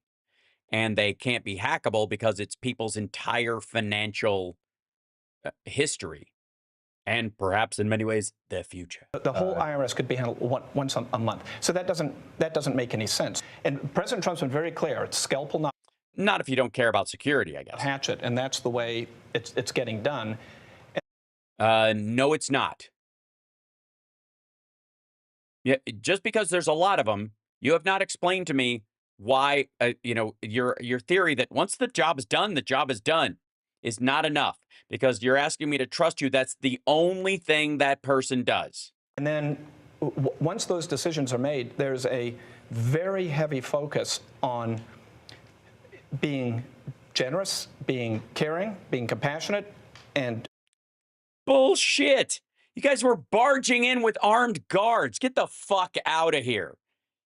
PR, propaganda. Treating everyone with dignity and respect. And if you look at how people have started to leave the government, it is largely through voluntary. Because they're voluntarily leaving the government because they were treated too well. It means there's voluntary early retirement, there's voluntary separation payments. Yes, people are quitting rather than be around you fuckwads because they just can't. You're killing them with kindness. We put in place deferred resignation, the 8-month severance program. So there's a very heavy bias towards programs that are long dated, that are generous, that allow people to exit and go and get a new job in the private sector. And you've heard a lot of news about rifts, about people getting fired. At this moment in time, less than 0.15, not 1.5, less than 0.15 of the federal workforce has actually been given a RIF notice. So they're selected if they're leaving. It is. Oh my God. That's because your main focus has been on contract work. Because this is areas, and by the way, it's why it's hitting red states so hard. It's because you're hitting all the outsourcers. You're hitting all the NGOs first. Almost no one's gotten fired. That's what we're saying. Tom Cruise. That's because you can't fire them. It's not for a lack of trying. You had to rehire a bunch of people. Working at Treasury, you are having access to the. This is a picture of the building. Rather than us having to look at these assholes' faces, they slipped this in to give us all a break. Payment system oversees all the outgoing payments. Essentially, those payments were going places we didn't know where they were going, right? Yeah, unfortunately, that's the case, Brett. As an ex-CFO of a big public tech company. Why are you the ex-CFO? What were the grounds for your dismissal? Just curious. Really, what we're doing is we're applying public company standards to the federal government. Right, except you can't fire the poor. Citizens are not your employees. And the services are not optional.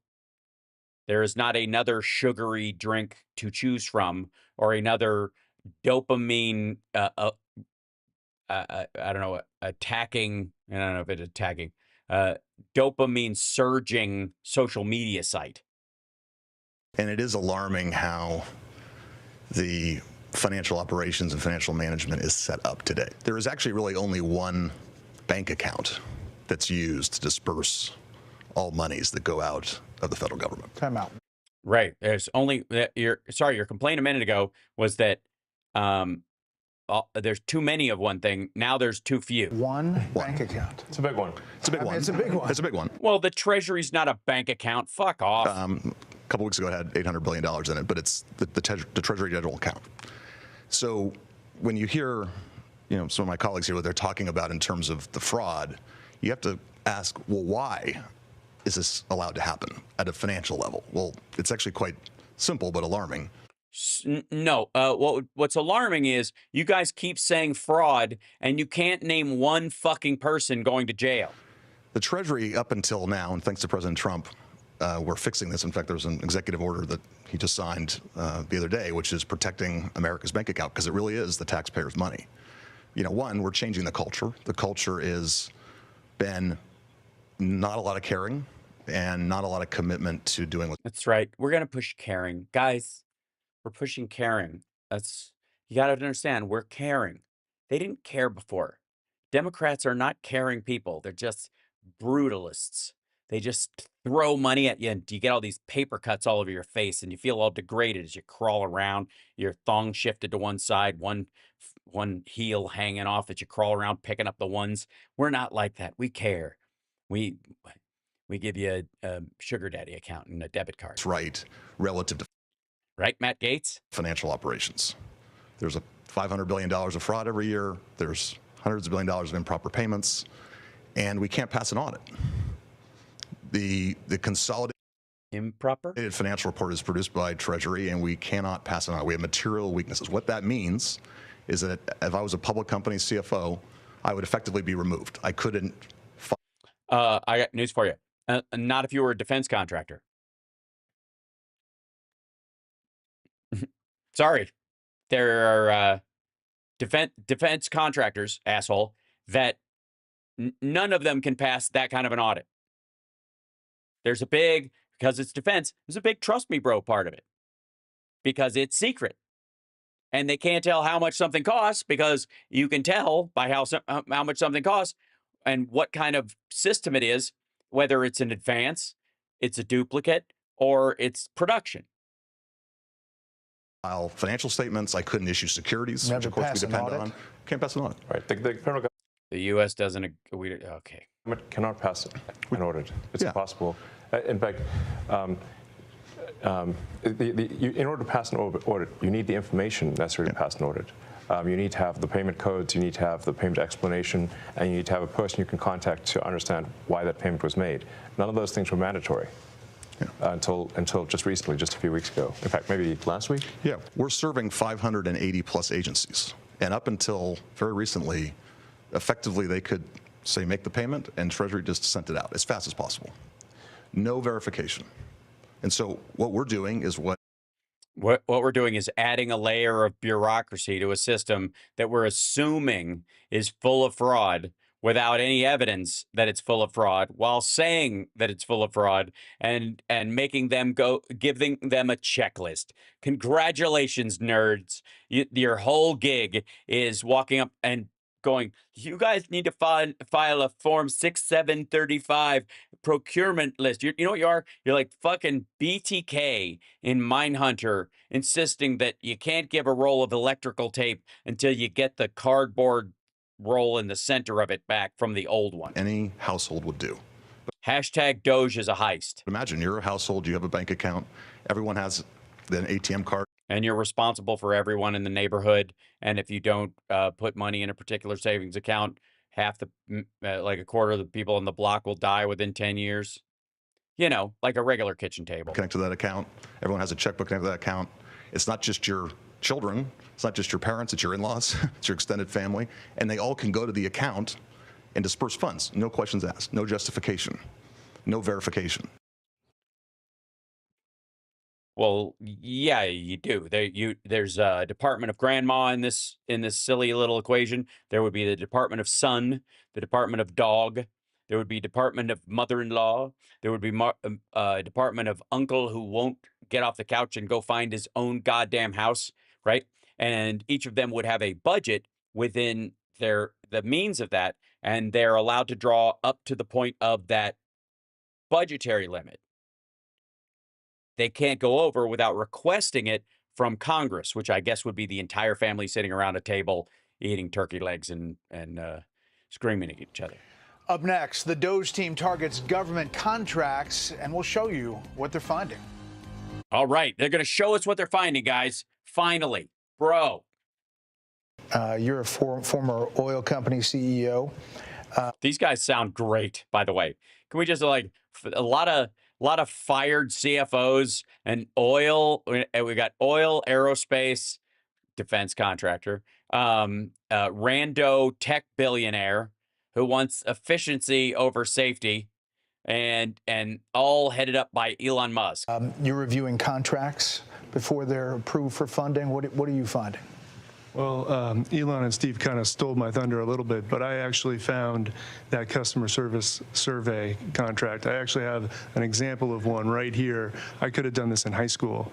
And Is that right? I found it. Is that bad? I found it on the weekends because under the Biden administration, there was no departmental oversight within the Department of Interior whatsoever. None. We are now reviewing every single contract, every single grant. Also, real quick, who believes that they were paid almost $1 billion just to make the survey, design a survey, as opposed to do the actual surveying as the Department of Interior of all the national parks in the country? What do you think the chances are that that survey he's holding up is not the entirety of the work that was done, but the getting the response to the survey and factoring it in and giving it as part of their report for the Department of Interior? And the reason there's no way to forward is because nobody needs to figure out how to do it. They just want access to it on their site so that when it comes for time for appropriations or state to state, if they need to know what grants need to go out to states that have a lot more national parks than others, for example, that they know where that needs to go because of customer feedback, citizen feedback, tourist feedback, etc. And when things come to my attention that don't make sense, I'm bringing them to Secretary Burgum, and he's been fantastic. He's a businessman. He's very supportive of Doge. It's been wonderful to work with him. And so, sorry, real quick, $1 billion a day, easy, right? $1 billion a day. That's the argument. We're tripping over waste, fraud, and abuse. And this is the third fucking time they've mentioned that goddamn survey for the Department of Interior. Shouldn't we be awash in these fucking things where you would never have to repeat anything? And yet, that's move the fuck on. Because first of all, you have not proven it is waste, fraud, or abuse. It seems largely that you just don't think it's necessary that they're even surveying people to see what's going on in the parks, what can make them better, what can make them safer, what your experience was like. They don't want to operate like by the way, if you want an Apple store like experience like this, like the Airbnb prick is talking about, let me be abundantly clear. That involves a lot of tell us how we're doing, fill out a survey, and we'll give you a coupon for something, right? Surveying and checking in with your customer is a huge part, especially of modern corporate structure. So the idea that like, oh my God, $1 billion on a survey, what are they doing? For all the national parks in the country under the Department of Interior, compared to the $7 trillion budget of the entire government, seems like chump change. Seems like a high fixation rate that they're having on this one particular thing, and they seem to be doing it like, again, all three of these assholes have mentioned it like it's the primary thing they found, and it's not even on their fucking list. It's not even on the website. Battle between government of decades and decades of buildup and business, which you guys are. Is that like a train hitting each other? I mean, yeah, it's exactly what it is, Brett. When will the government finally listen to Enron? When will Exxon be able to give some notes to the Navy on how you pilot ships? Oh, fuck, right. Seems like it's pretty disruptive. Well, this is a revolution, and I think it might be the biggest revolution in government since the original revolution. Oh, fuck off. But at the end of the day, America is going to be in much better shape. America will be solvent. The critical programs that people depend upon will work. Yeah. Shut up. You guys, I mean, we put it on the website. Things are going to be better when we're done. Just go back to sleep. And it's going to be a fantastic future. I mean, it sounds like the Grinch when he's explaining why he's taking the Christmas tree to be repaired. But are we going to get a lot of complaints along the way? Absolutely. One of the things I learned at PayPal was who complains the loudest and with the most amount of fake righteous indignation? The fraudsters. It's a tell. There's some of these NGOs that are crazy, like the $2 billion to Stacey Abrams' NGO that basically didn't exist and suddenly gets $2 billion awarded from the federal government. She has why? And there are many. Well, also, where was the was she out on the fucking street rattling cages? If that's your point, and there was an edit there, I think. If that's your point, that like Stacey Abrams is indicative, and again, this is one they brought up multiple times. Again, if there was as much fraud as they're saying there is, or waste or abuse as they're saying there is, they wouldn't have to repeat anything. But they seem to be hanging on a couple of things. One is this printout would have taken me 2 minutes, and not the entire system involved in designing it so that it actually gets you the answers that tell you the truth, the stuff that goes into making a survey, and then of course gathering all the information so that it's available anytime somebody needs to use it in the Department of Interior for budgeting and for allocation of resources, because this is real adult shit. But they keep bringing up the Stacey Abrams thing because it's new, in the same way that like the recognition of climate justice is new. Of course it's new. Such cases like that. I think that most people... No, there aren't many such cases as that. No, there aren't. Fuck you. You want me to be specific? Here's the specific one. You keep bringing up that one over and over again. If there were many such cases like that, you could bring up a different one. Where's the other $2 billion organization that came into existence overnight that never, had any money and then spent it all instantly or sent it out to third-tier NGOs or whatever, like all the claims you're making about Stacey Abrams, which I would also believe are apocryphal and full of shit. But on top of that, if there's a bunch of them, tell me one. And if hers is fraud, file fucking charges. Knock yourself the fuck out. Waste some more taxpayer dollars. You know what? Fuck that. If you believe it's fraud, bring a private citizen case against all the people you're finding defrauding the government, especially people who had PPP loans they didn't need that they used for their political campaigns and never paid back. Marjorie Taylor Greene. Common sense-wise would say the fraud's got to end. Yeah. Yeah, totally. I agree. Total common sense. Fraud's got to end. Which would be what? We're concerned about the 94-year-old mother who skips a check or somehow doesn't get what she's supposed to get. Right. Mm-hmm. And what we're trying to say is actually that the 94-year-old grandmother is actually, as a result of Doge's work, going to get her check. She's... No, you cannot say that. And by the way, she's already getting her check. You will only interfere with her getting her check. She's not going to be robbed by fraudsters like she's getting robbed today.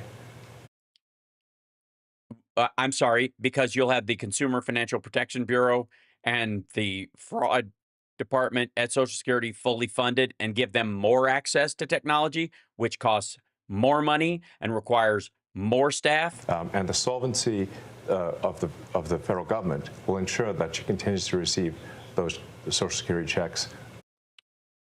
The old lady we're talking about will be dead by the time the country, quote unquote, goes bankrupt. That Medicare continues to work, without which we're all doomed. The reason we're doing this is because if we don't... Because we've never had an opportunity to have access to the private financial data of every American, and had someone in the Oval Office so fucking dough-headed that they would hand us the keys to the goddamn treasury. Stop it. Shut the fuck up. No. Stop it. Like, what's in it for us? Are you shitting me? Ask any, the mob. Ask, go interview anybody who's in jail for fraud. Bernie Madoff in that crowd. Anybody. Go, what would access to the Treasury's computers be worth to you? Don't do it. America's going to go insolvent. We're going to go bankrupt.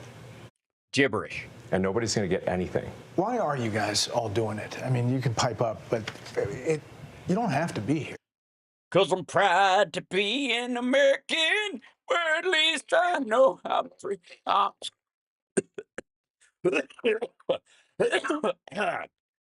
Free.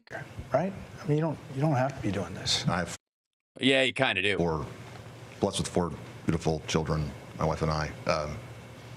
But we have a real fiscal crisis, and this is not sustainable.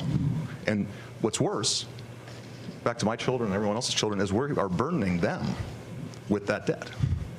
And it's only going to grow. Steve, there's not a lot of hierarchy here. You guys are kind of all approaching it in different, silos, but It's silos. Yeah, there's like 44, like how many? There's like 7 guys there and 7 different communication strategies and 7 different focuses and then an exponential amount of overlap while they all eat off each other's plates. With the same kind of goal, right? I mean, this is really Silicon Valley private sector colliding with government. Yeah, exactly. We're headed in a bad path, but the chance of success exists. And just the one that just is in my head right now, which is a fairly mundane one, but I think is very illustrative, is credit cards. There are in the federal government around 4.6 million credit cards for around 2.3 to 2.4 million employees. This doesn't make sense. Right. Yeah, it does. About half the employees have credit cards that they can use directly because they are in charge or have been given that charge to be able to pay for things or, either for everything from snacks for the fucking office to plane tickets and that kind of stuff. There's also the travel person in that office that will have one as well. And then there's the office credit card, and they separate those because because they do have a full accounting of what goes on in every department. That's one of the ways they do it. Instead of everybody using one credit card in the office, who's got the credit card this week? They have them specifically so they can check the expenditures on each individual one. If you just have one for the office or one amongst 5 people or whatever the fuck it is, or everybody just gets one, even including people who don't need them, and it's whatever you buy is everything you buy, and it has nothing to do with accounts. It has nothing to do with different programs. It has nothing to do with different sites, right? They have a credit card for a certain site. They have a credit card for a certain facility. They have a credit card for rental cars only, so that you can just when you get at the end of the year, you go, here's the statement. It's not like, and again, it's not like they're paying a fucking fee on each one of them. They're not American Express cards. And so one of the things all of the teams have worked on is we've worked with the agencies and said, do you need all of these credit cards? Great. And how'd that work out? Are they being used? Can you tell us physically where they are? I hope they're getting. And if they're not, oh God. Are they being used? No. Are you sure? Yeah, here's the statement. Do you know where the physical card is? Yeah, it's in my desk. Okay, we only use it for this. Okay, cool. So that about wraps it up. Frequent flyers. Actually, on a different note, the rewards program the federal government has is actually not very good compared.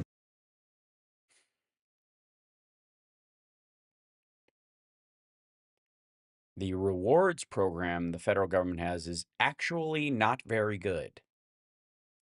I don't know. Will you guys? Is this the Department of discovering actually not very good government expenditures? That's a whole other. It's a negotiation. Sure, yeah, exactly. But so far the teams have worked together and they've reduced it from 4.6 million to 4.3 million. So we're taking it easy. Yeah. But clearly there should not be, more. There should not be more credit cards than there are people. Yeah. Why? Hold on. Most people have more than one credit card, fuckwad. This is so lazy. It's just so lazy.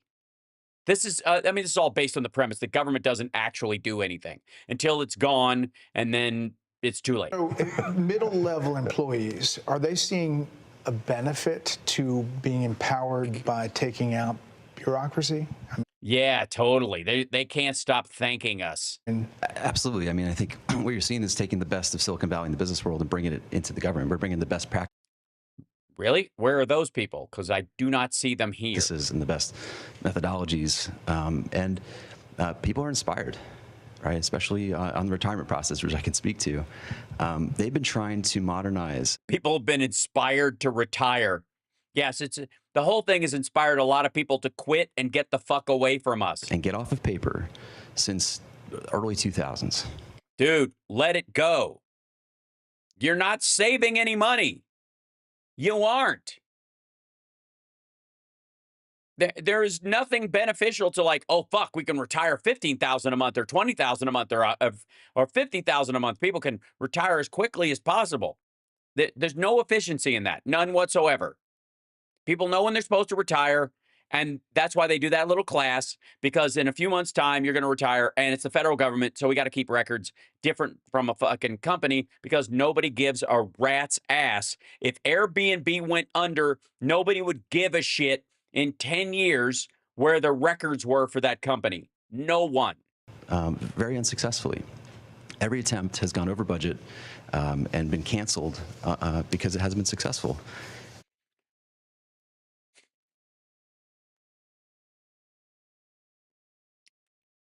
So there's a budget for this change, which means money will be spent, which means someone will get the contract to do this, which means you guys. And so, you know, I showed up and I feel like I'm here because it's an interesting problem. We can use design to solve it and good engineering and really create a better experience for everybody. We're talking about elementary financial controls that are necessary for any company to function. So, yeah, but a company can cease to function entirely, and other than a few stakeholders, who gives a shit? Sears and Roebuck can come and go. The United States can't. It's got to keep going. Sears and Roebuck cannot declare war on fucking Target. like if the federal government, if a commercial company operated the way the federal government does, it would be a charity with a Defense Department. Then it would be immediately go bankrupt. It would be no, it wouldn't. The officers would be arrested. The changes we're putting in place. Again, this is what he's saying while he's literally collapsing the stock price of his own companies. Will enable the federal government to pass an audit. It will enable taxpayers to know where the money is going and know that their hard. We already have a website that does that. Their tax dollars are being spent well. The ways that the government is defrauded is that the computer systems don't talk to each other. So okay, so the fraud is coming from inside the computers. Okay.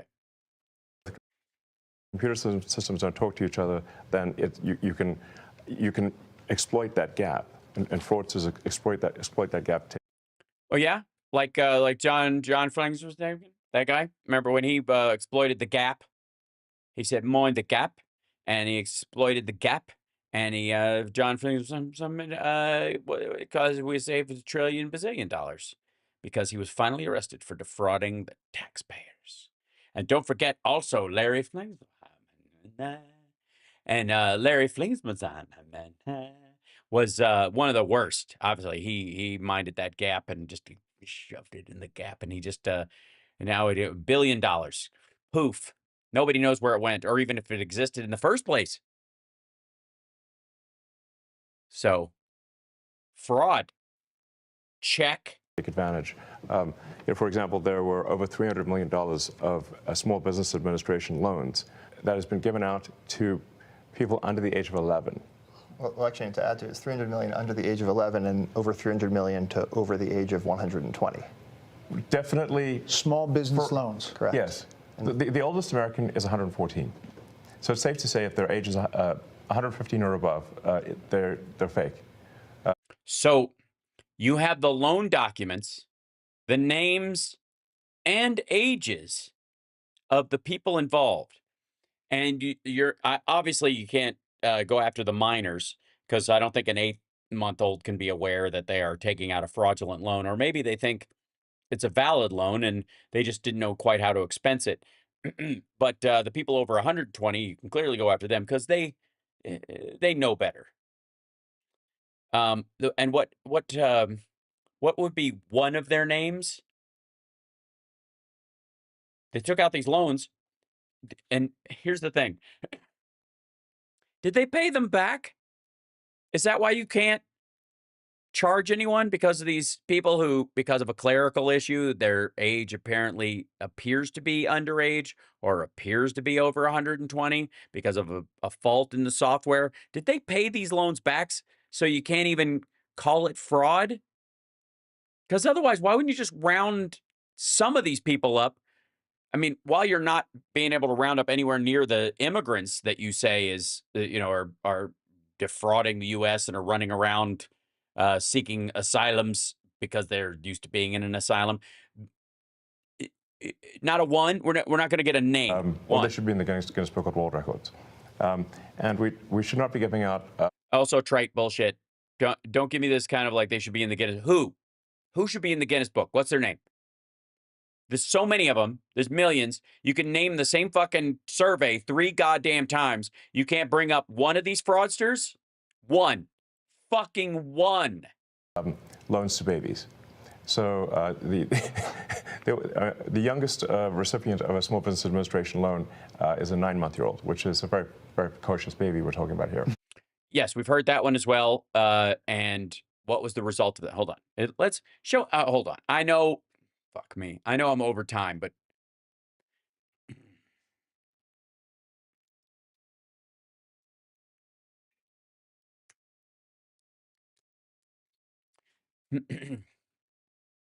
Precocious baby, no one baby they're dead. India today.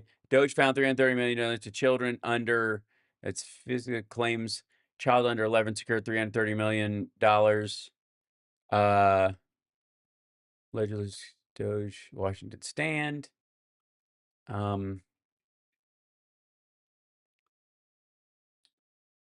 Reveals. Okay, revealed the Department of Government Efficiency Doge, 115 years old. Hold on, comment there.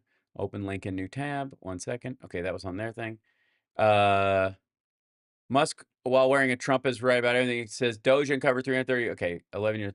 9-month-old who received a $100,000 loan. Could blockchains have stopped the fraud? It also hold on. We're assuming that that's actually what. Yeah, this just fucking. This whole story on Yahoo Finance is Benny Johnson retweeting what the ag sec said. A clear case of fraud was with the Small Business Administration, where they were handing out loans, $330 million worth of loans to people under the age of 11. I think the. Okay, great. Where, and this is, by the way, this is the revealed. Here you go. As of Friday, it requires date of birth collection for those, pauses the direct loan process for those under 18 and above 120. Basic sanity checks. No more loans to babies or people who are left. Show more. In 2020, here you go. 21 issued 3,095 loans, including PPP, for borrowers over 115 years old who are still marked as alive. In one case, 157 years old, individual is 36K. This is the rage age count.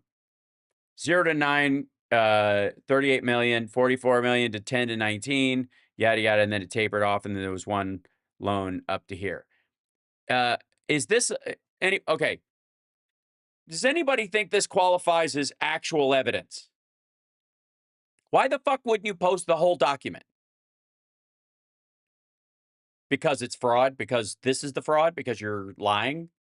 Because this is bullshit? Because this is, according to the Social Security database, these are the numbers of people in each age bucket with the death field set to false. Maybe Twilight is real and vampires like, haha. Okay. This is their site. 3,095 loans, including for $333 million to borrowers over 115 years old who are still marked as alive in the Social Security database. In one case, 157 years old, 36K in loans. No. This does not qualify as evidence at all. Asshole. Doge is looking for help from the general public. Fuck off, commies. Fast forward, Social Security has been executing a major cleanup of the records. Approximately 9.9 million number holders, all listed age 120, have been marked deceased. Another negative under 2 million to go. Won't affect, the money wasn't going out the door anyways. The Institute of Peace receives $55 million in congressional taxpayer funds. In the past 10 years, USA transferred $13 million to its private equity account, private endowment, mainly used for private events and travel. $130 million, an ex-Taliban member who was Afghanistan's former school protocol, $2.2 million to its outside account. So the accounting is actually there. They didn't discover this stuff. This is all public record inside the government. $4 million tax on a museum to tell selective story of EPA history. It costs $600K per year to operate, even though external it came through in the last 9 months. Today we are closing it. Media can't. I guess you can't post it then if you closed it. 4.3 billion COVID-era funds remained unused and mostly dormant. Thanks to the work of Secretary LCD, 1.4 was recovered and returned directly to the Treasury General account. Team is moving urgently to return the remaining 2.9 billion, which of course will leave us open to another pandemic. Contract over the last 3 days, agencies terminated 121 wasteful contracts with a ceiling value of 351 million, savings and yeah, that's how much they started as. They put that first, and savings of 156, so about half, including a $1.6 million DEI contract for strategies for implementing social emotional learning. Yeah, for neurodivergent people to actually be able to learn, more than likely. And a $143,000 Department of Transportation contract for social media support services. Why wouldn't the DOT have social media support services to reach out to people? I mean, it is transportation. Tyler in the interior. Okay, assholes. Brett Barron. Okay, that's him posting this. In America Last Grant. Okay. Great work today, USDOL, at canceling $577 million in America Last grants for $237 million in savings, including gender equity in the Mexican workplace, worker empowerment in South America, improving respect for workers' rights in agricultural supply chains in Honduras, Guatemala, and El Salvador, elevating women's participation. Yeah, so this is basically just foreign aid that they're cutting. The Department of Labor, enhanced Social Security access and worker protections for internal migrant workers in Bangladesh, for safe and exclusive or inclusive work environments in Lesotho, because we have to be there. Yesterday, agencies terminated 112 waste. Again, most of these are really minor, by the way. These are under Department of Labor and USAID. These are the things that they had that were broad discretionary stuff. So they're just killing all the discretionary stuff, which, by the way, every fucking president does when they come in. 4.78 and savings of 3.3. USDA consulting contract for Peru climate change activities. A whole $145,000. Yep. So they again, this is the scalpel impact. Okay. So obviously it was just fraudulent. And what they do terrible things. They actually will see that a kid's been born. They will steal that kid's social security number and then take out a loan and leave that kid with a bad credit rating. There was literally a baby. The terrible things are being done is what we're saying. And how? Yeah, but those people get charged. That's not something that like it. And again, the efficiency part of it is if you ratchet up the difficulty of clarifying some of these things, you make it harder for the average user. So there's this, this balancing act you do. Do we make the security aspects of it so high that that it hurts the people that need it the most, that are most vulnerable? Is fraud, or do we have other ways of going after fraud, which is standard law enforcement? Stopping these terrible things. And you can stop it? I mean, we are stopping it. The reason this is happening is because the two systems are not talking to each other. Yes. Right? And so you don't know at the Small Business Administration that you're giving a loan to a 9-month-old, which happened in one case, because you're not cross-referencing that with the Social Security Administration data that has birth dates. So that very, very simple fix eliminates tremendous fraud. And that there are multiple systems across the government where the systems are not speaking. Real quick. Also, we'll grab this over here, move this out of the way. SPDA fiscal budget.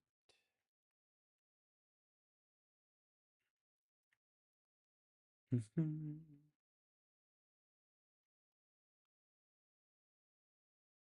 see. Let's see. Okay.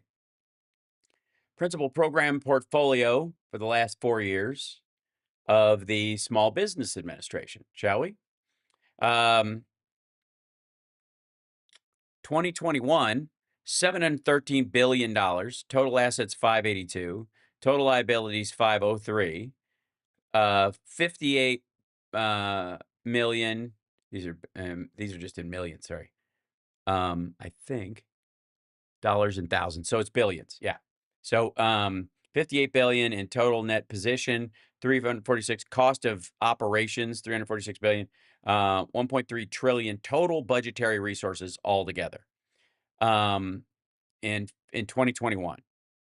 2022 drops the total budgetary resources and all this stuff drops. The principal program portfolio drops $200 billion. Total assets drops $200 billion. Total liabilities drop $200 billion. Total net position is negative 17 billion, I guess, because they're not, this was all 2021 was all the COVID spending, followed by 412 billion, and then a slight jump up at 453 from the 412 position, but still lower than 2022 in 2024. $1.3 trillion total budgetary resources in 2021, $67 billion in 2024, before the Doge folks came in. So SBA is already down on a wind down of the post-COVID stuff, which is where a lot of this shit happened. Fraudsters jumped in because the economy and everything was collapsing, a lot of which all this debt was accrued during the Trump years, specifically during 2020. With one another. And if you just solve that simple problem, you would solve a huge amount of fraud. That seems like something that the House Republicans and the Senate members would simply have added over the years if they gave a shit. Are you surprised? So one of the ways that, like one of the key tricks that the fraudsters pull is that they will use the fact that someone is marked as live, and as sort of just that social security number is marked as live in Social Security, and then get disability and unemployment insurance for a dead person because the Great.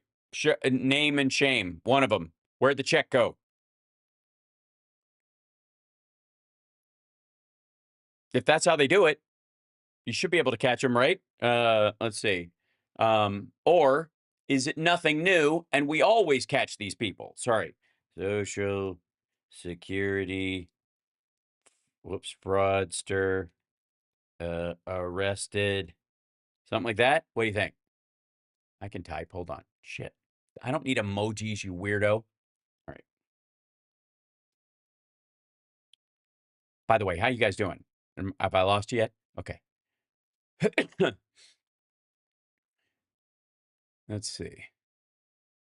A retired administrative law judge and a lawyer and a psychologist were charged in federal indictment unsealed for the roles in a scheme to fraudulently obtain more than $600 million in federal disability payments for thousands of claimants at justice.gov.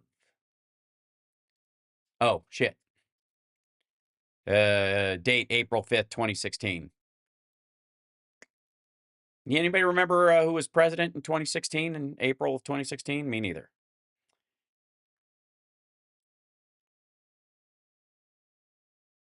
If only we had a system in place. That was just the first one that came up. Well, let's go. Fraud enforcement actions. Let's see. Here we go. Archives. Look at this. Child support, CIA, reportable advanced fraud, self-disclosures, grant and contractor fraud, state enforcement, COVID-19. Okay, here we go. Lamont woman indicted for posing as caregiver to steal from elderly victims in Worcester and Middlesex counties. Attorney General Allen announces upstate man charged with stealing thousands of dollars and a car from vulnerable adult. National pleads guilty to passport fraud and other offenses. Walgreens pays to pay over $2.8 million in settle allegations of overbilling Medicaid programs. You don't say. Sentenced to prison for electronically prescribing fraud scheme. Jury finds physician guilty of operating a pill mill from his DC medical practice. 3 convicted of. I wonder if that guy was arrested at some point. Read more at justice.gov. Debussy Joseph Okafor 65 Upper Marlboro, Maryland, was found guilty today in federal court of illegally distributing narcotics. Okay, this is the case. Read more at justice.gov. Let's trace it down. Jury finds physician guilty of operating pill mill from his D.C. medical practice. To distribute controlled substances. According to court documents, evidence trial between May 2021 and April 2023. Sole practitioner, blah, blah, between when was he arrested? Doesn't say. Okay. I'm assuming someplace during the Biden administration. We know this fraud. They bust people for fraud all the fucking time. Databases don't talk to each other. All they got was from Social Security is like, is this person alive? Yes, they're not alive. It's falsely marked. Person is falsely marked as alive in Social Security, but they didn't. But that person, a fraudster can now get unemployment and disability from a dead person. This is happening all the time at scale. Are you? It's not happening all the time at scale. Surprised at scale literally is like a statistically significant amount of these over 120 people that would mean that it's a material size difference in the payouts of Social Security. It ain't. At scale is a bullshit phrase. some of the legal efforts and some of the judges that have weighed in? There's about 8 or 10 now of these cases that are at least temporary holds. They're being challenged by the DOJ. Right. Are you surprised by that pushback? Well, it's the D.C. Circuit is notorious for having a very far-left bias. It's not just coming from the D.C. area, dummy. And when you look at the people close to some of these judges, where are they working? Oh, they're working at these NGOs. Oh, they're the ones getting this money. Does that seem like... Right, the ones who actually are involved in real charities. They spend a lot of their times, looking after people who are disabled or starving or need help desperately. And so they're aware of the reality of these things. A system that lacks corruption? It sounds like corruption to me. Why? No, it doesn't.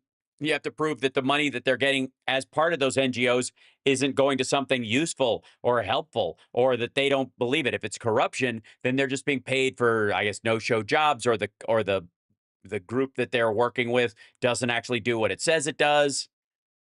Last thing, do you guys all see this? Finally, the last fucking thing. As a patriotic duty? I mean, is that?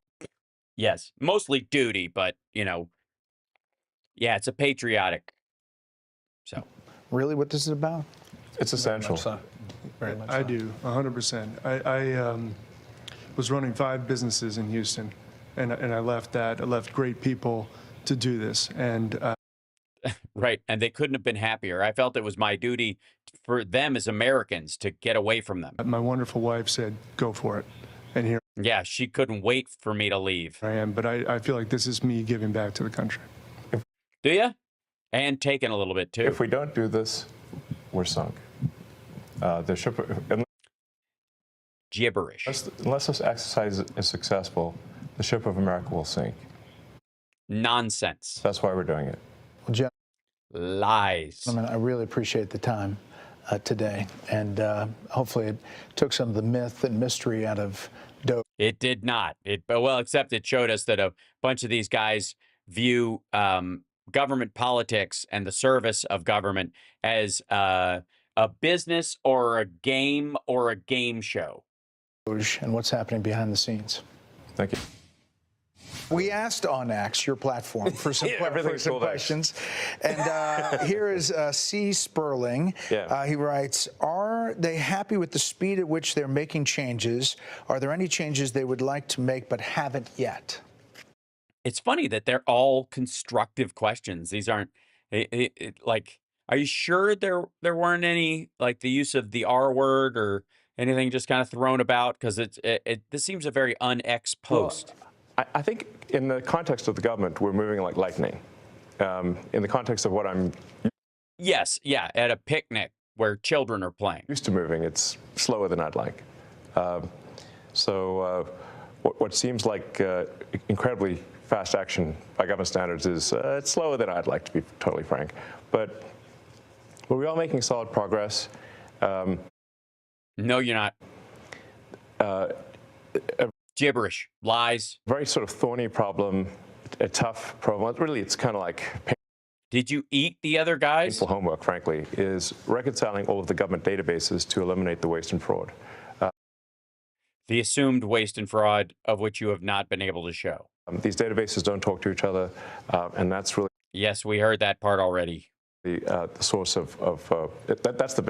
God damn. Sorry, chat room. I gotta say, like, this is necessary because this is the real president talking. But I gotta say, this seems to be cleanup more than anything else.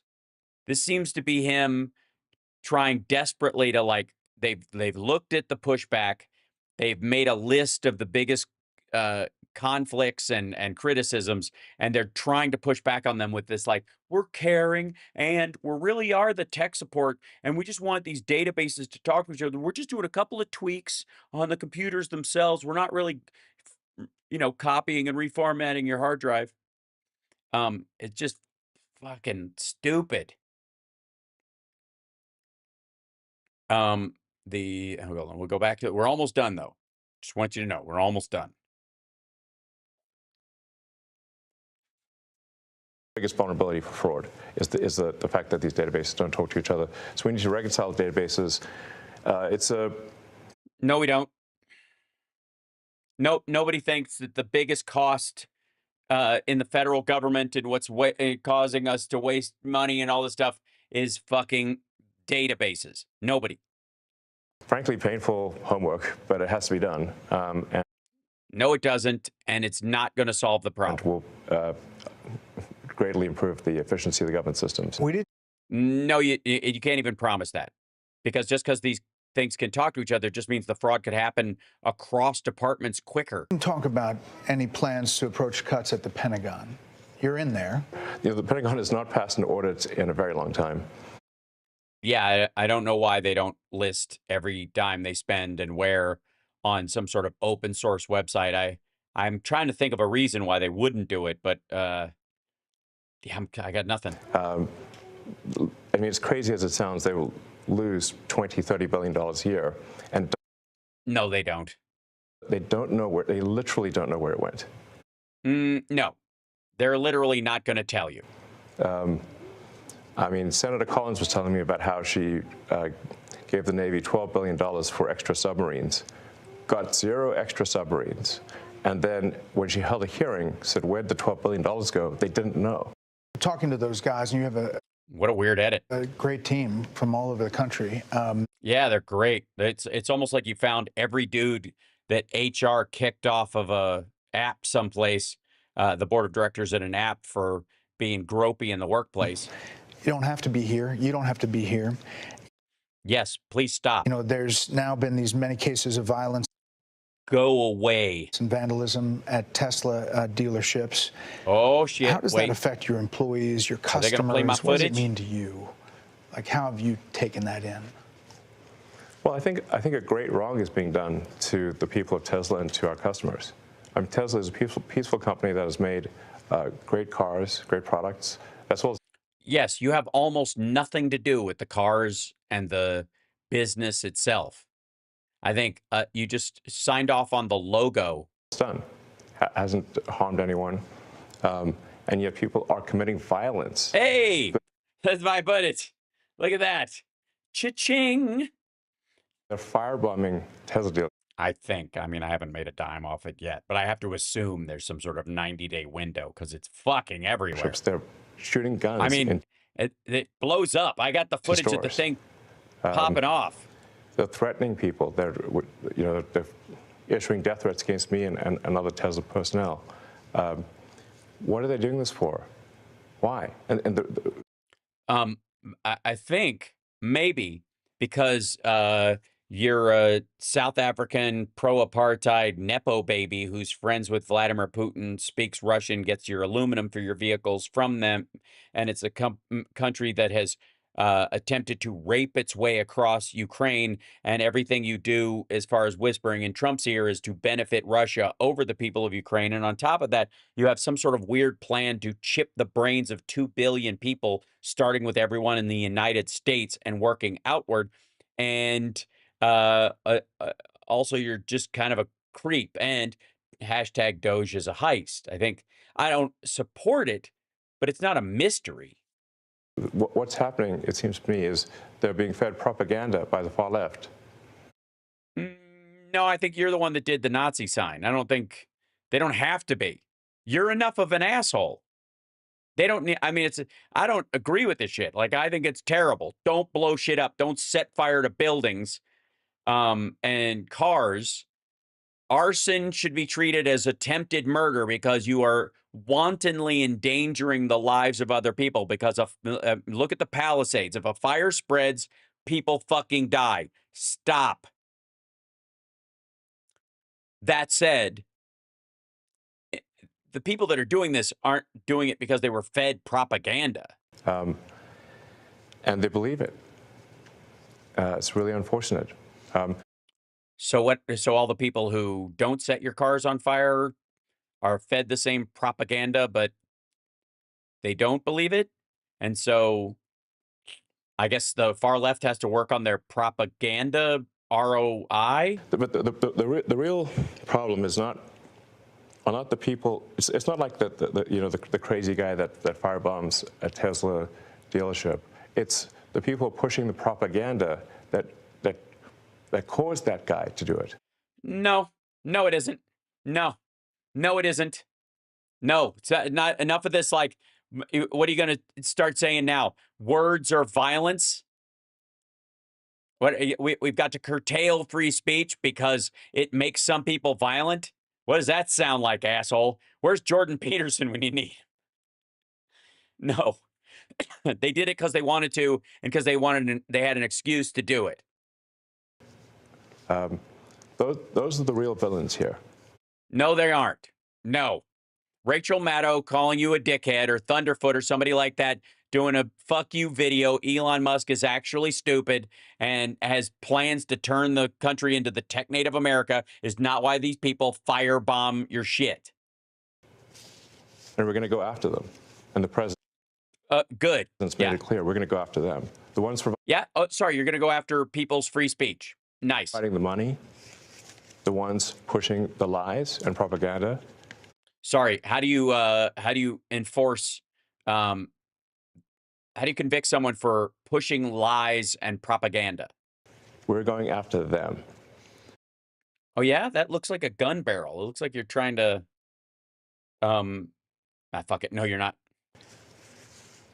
And it's been this evolution. I mean, the last administration was going to mandate electric vehicles, and now you see on. And now look at you, asshole. The far left, some efforts to go after electric vehicles. It's quite something. No, they're not going after electric vehicles. No. They're not attacking his sites because they happen to have electric vehicles parked on the fucking lot, dummy. There's no irony. None. Nobody is attacking the fucking Cadillac dealership because it has an electric version of its SUV. It is ironic. No, it is not. It's not ironic at all. The irony is that you become a maggot more than anything, considering the image you are selling. But it's not even ironic. It's just you're a bullshitter. I mean, it seems like the most ironic outcome is the most likely. Are you making an attempt at poetry in my fucking presence? But yeah. Yeah. What I said just now was dumb. I mean, personally, it's got to take a toll. It does. Yeah. It does. This is great so far. No dead air. It's exciting. Riveting, I would say.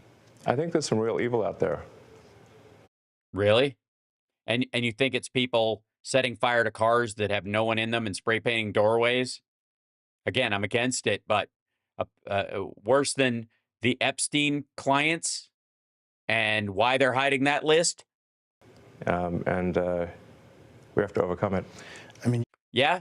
Did you say that to Ghislaine Maxwell when you called her in her cell last week? you have been called a Nazi, a white Well, supremacist, apartheid and Nazi salutes might, I don't know why people would think fascist. I mean, they've got the sort of their Just to normal name playbook. a few. Yeah. I mean, they've still got it. They haven't. I guess they still need to call me Stalin, Mussolini, whatever, Genghis Khan or whatever. Yeah, yes. No one more white supremacist than Genghis Khan.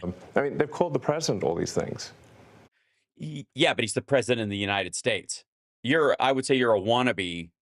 I mean, you're a proto-eugenicist, just like Peter Thiel. I think at one point there was a magazine cover which said the president was worse than President Trump was worse than Hitler, Mussolini, and Stalin combined. Yeah, remember that magazine? I remember that magazine. Remember that magazine came out? They said that? Like, oh my God. And I was like, how dare this magazine say this?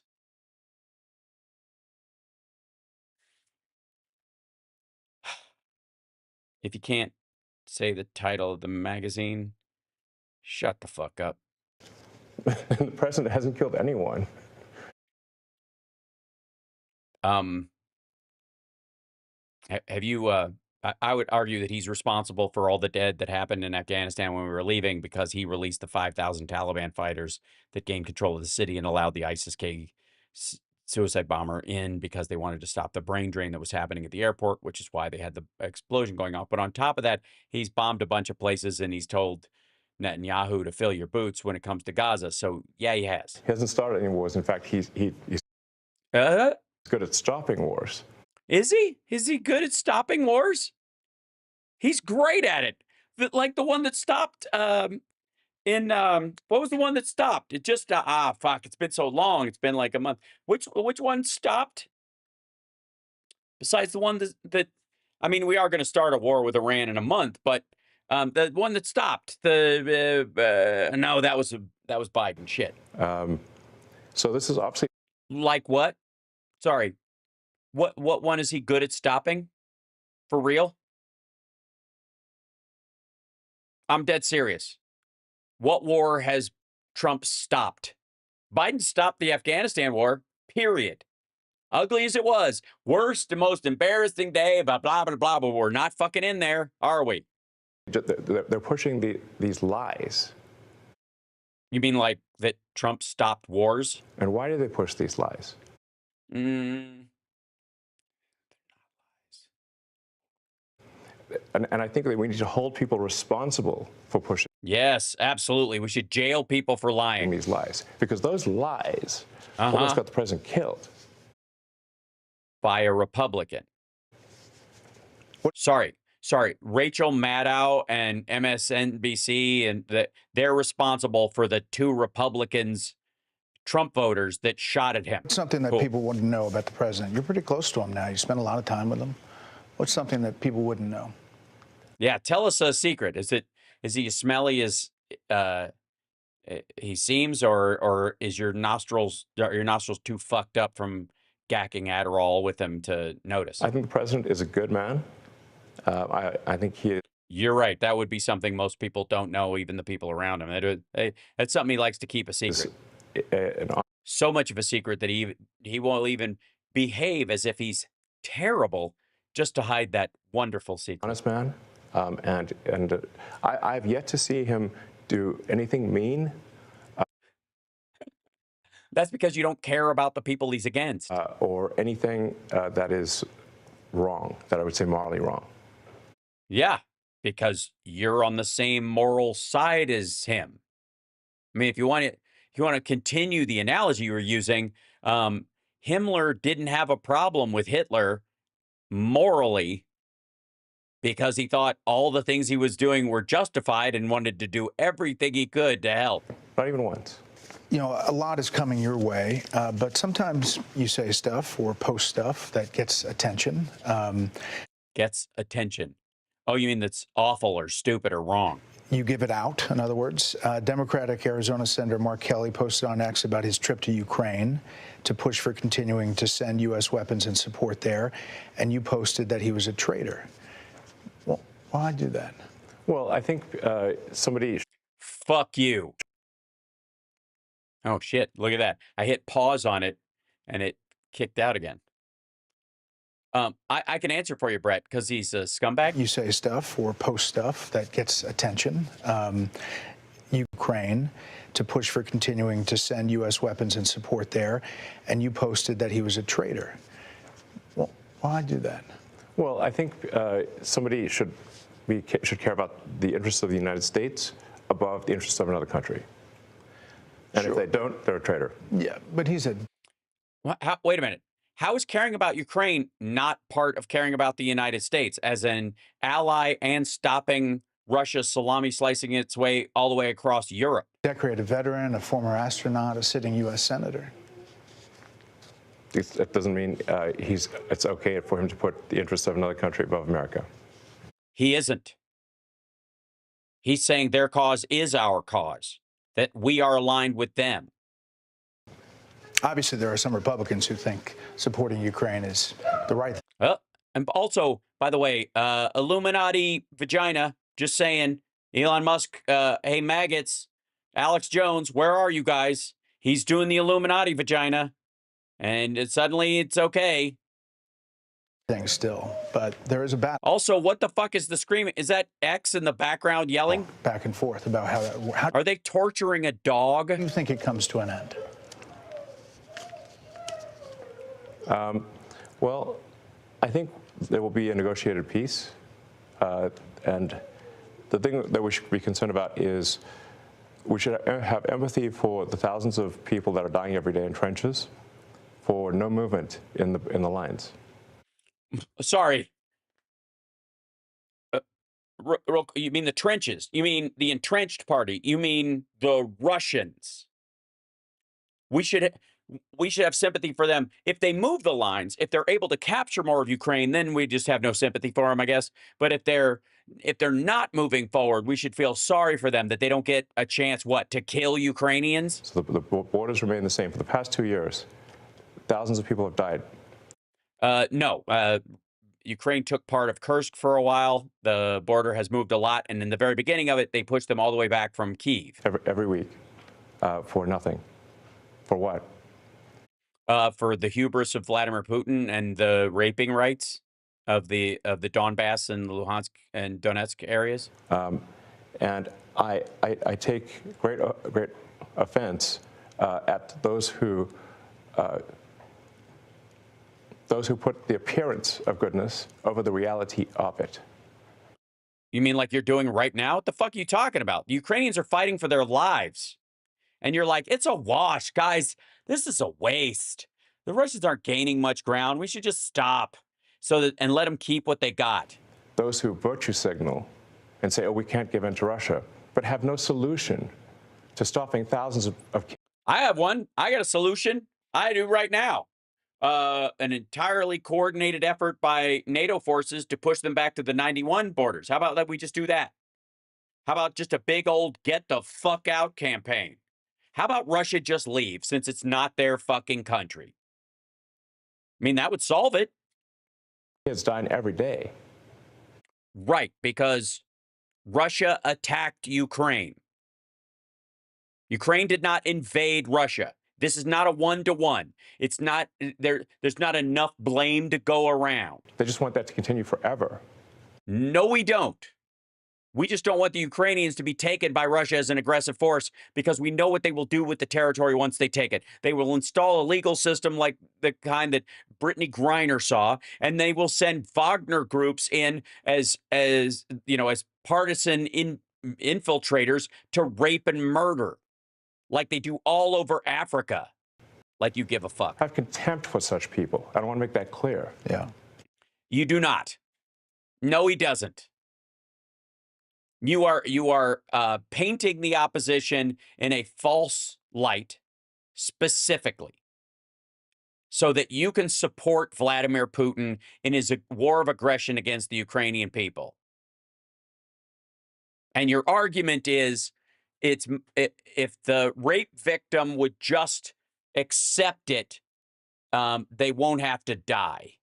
So you're optimistic because they're virtue signaling And their lack of a solution means that kids don't have a father. It means that parents lost a son. White people is what he means. He means there's too many white people dying in this because he doesn't give a rat's ass about Sudan or even Israel, Gaza. For what? Because Vladimir Putin wants to do this to Poland and Lithuania and Latvia and Croatia and ultimately Finland at some point. That's for what? And he means it. And look, I would like to say real quick, what the fuck is this like look of righteous indignation? It was like almost this chest pounding. These poor people, like, first of all, we don't want any of the Ukrainians to die. We want Russia to get the fuck out.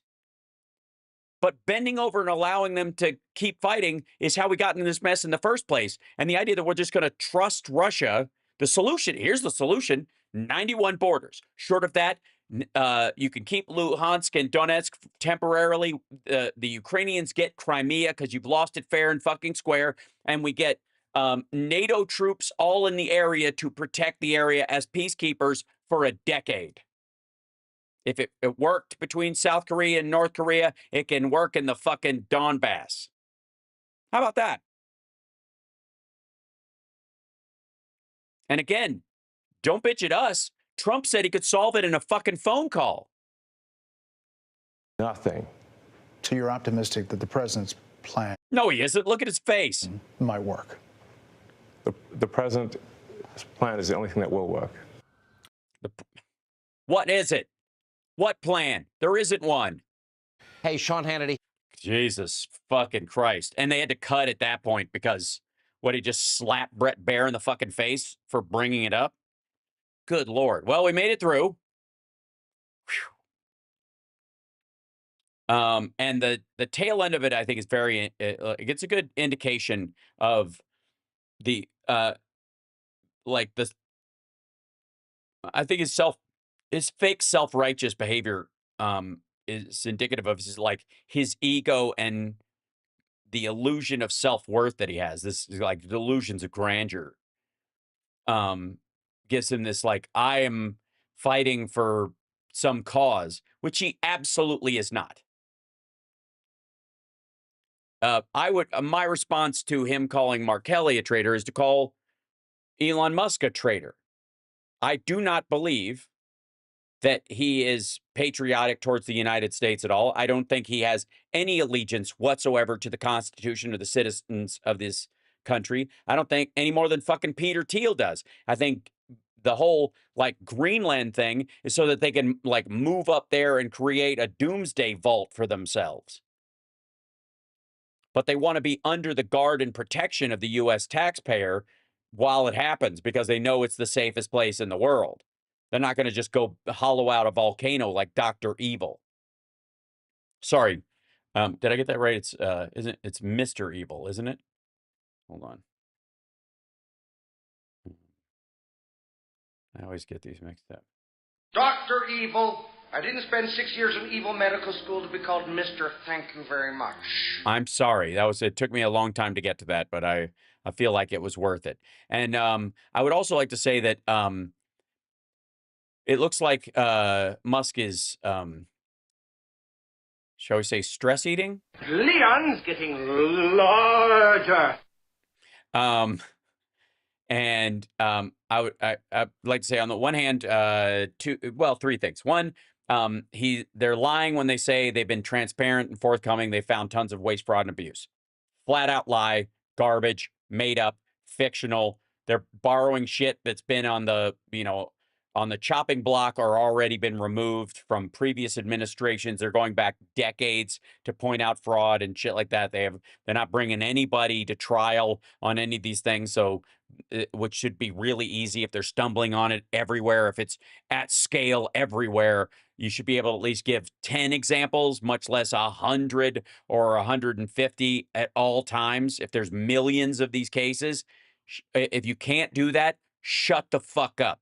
Secondly, I do not believe he is a patriot. I believe he qualifies as a traitor and puts the interests of Russia and the sort of business sphere of the world over the citizenry of the United States anyways. And the reason he's, he wants this, he's so acting like he's concerned about the debt is because he believes he can sell a service to the United States, get these big contracts, because without government contracts, all of his businesses fail. And third, just like this posturing, self-absorbed horseshit is getting really tired. It's no wonder that his like the polling on him is worse than even Trump. Hal, thanks, Hal. Always leave the show feeling worse about our country going down in flames. Oh no, I'm not actually worried that this asshole will have some sort of control point anytime soon. Fear not. And thank God these guys are so ham-handed and stupid. Because again, just like January 6th, if any of those people had had any brains, we'd be living in Germany right now, like East Germany.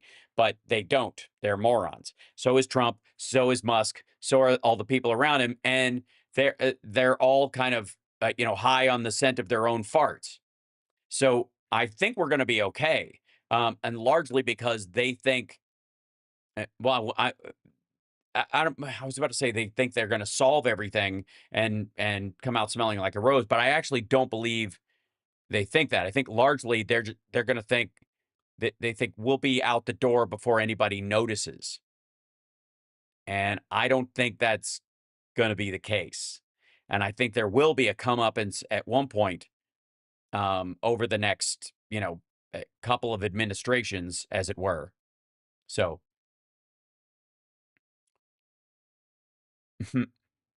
And oh, thanks. All right. And that's it. I'm gonna wrap up for the night. Thank you guys so much. I know it was a long one tonight, but we got through all that shit, and I think it's like we have a responsibility to cover this stuff so that everybody knows. Because there's this. It's easier to create the illusion that this guy knows what the fuck he's talking about when you only see snippets. Or you only see, what they want you to see of it. But when you watch the whole thing in context, you realize he's just another self-involved megalomaniacal billionaire asshole with dreams of ruin the world. And he's gonna fail. I'm telling you. Now, will he go down easy? Maybe not. But I will say I have a lot of faith that the world is more complex than he understands. And it's going to... That is the alligator he's wrestling with. Is humanity. And he's never been good at understanding the needs of real people. And he's getting a crash course. See you tomorrow.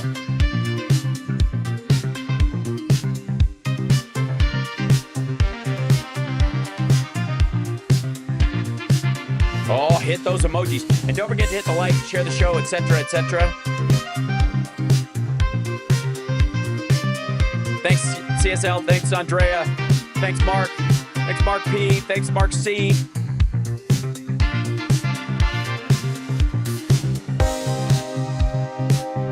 Love you guys. Be safe. Look at that. Look at the emojis flying. Thank you, Joan Dallas, for the new like. Yeah, hit the like, everybody. It annoys the maggot near you.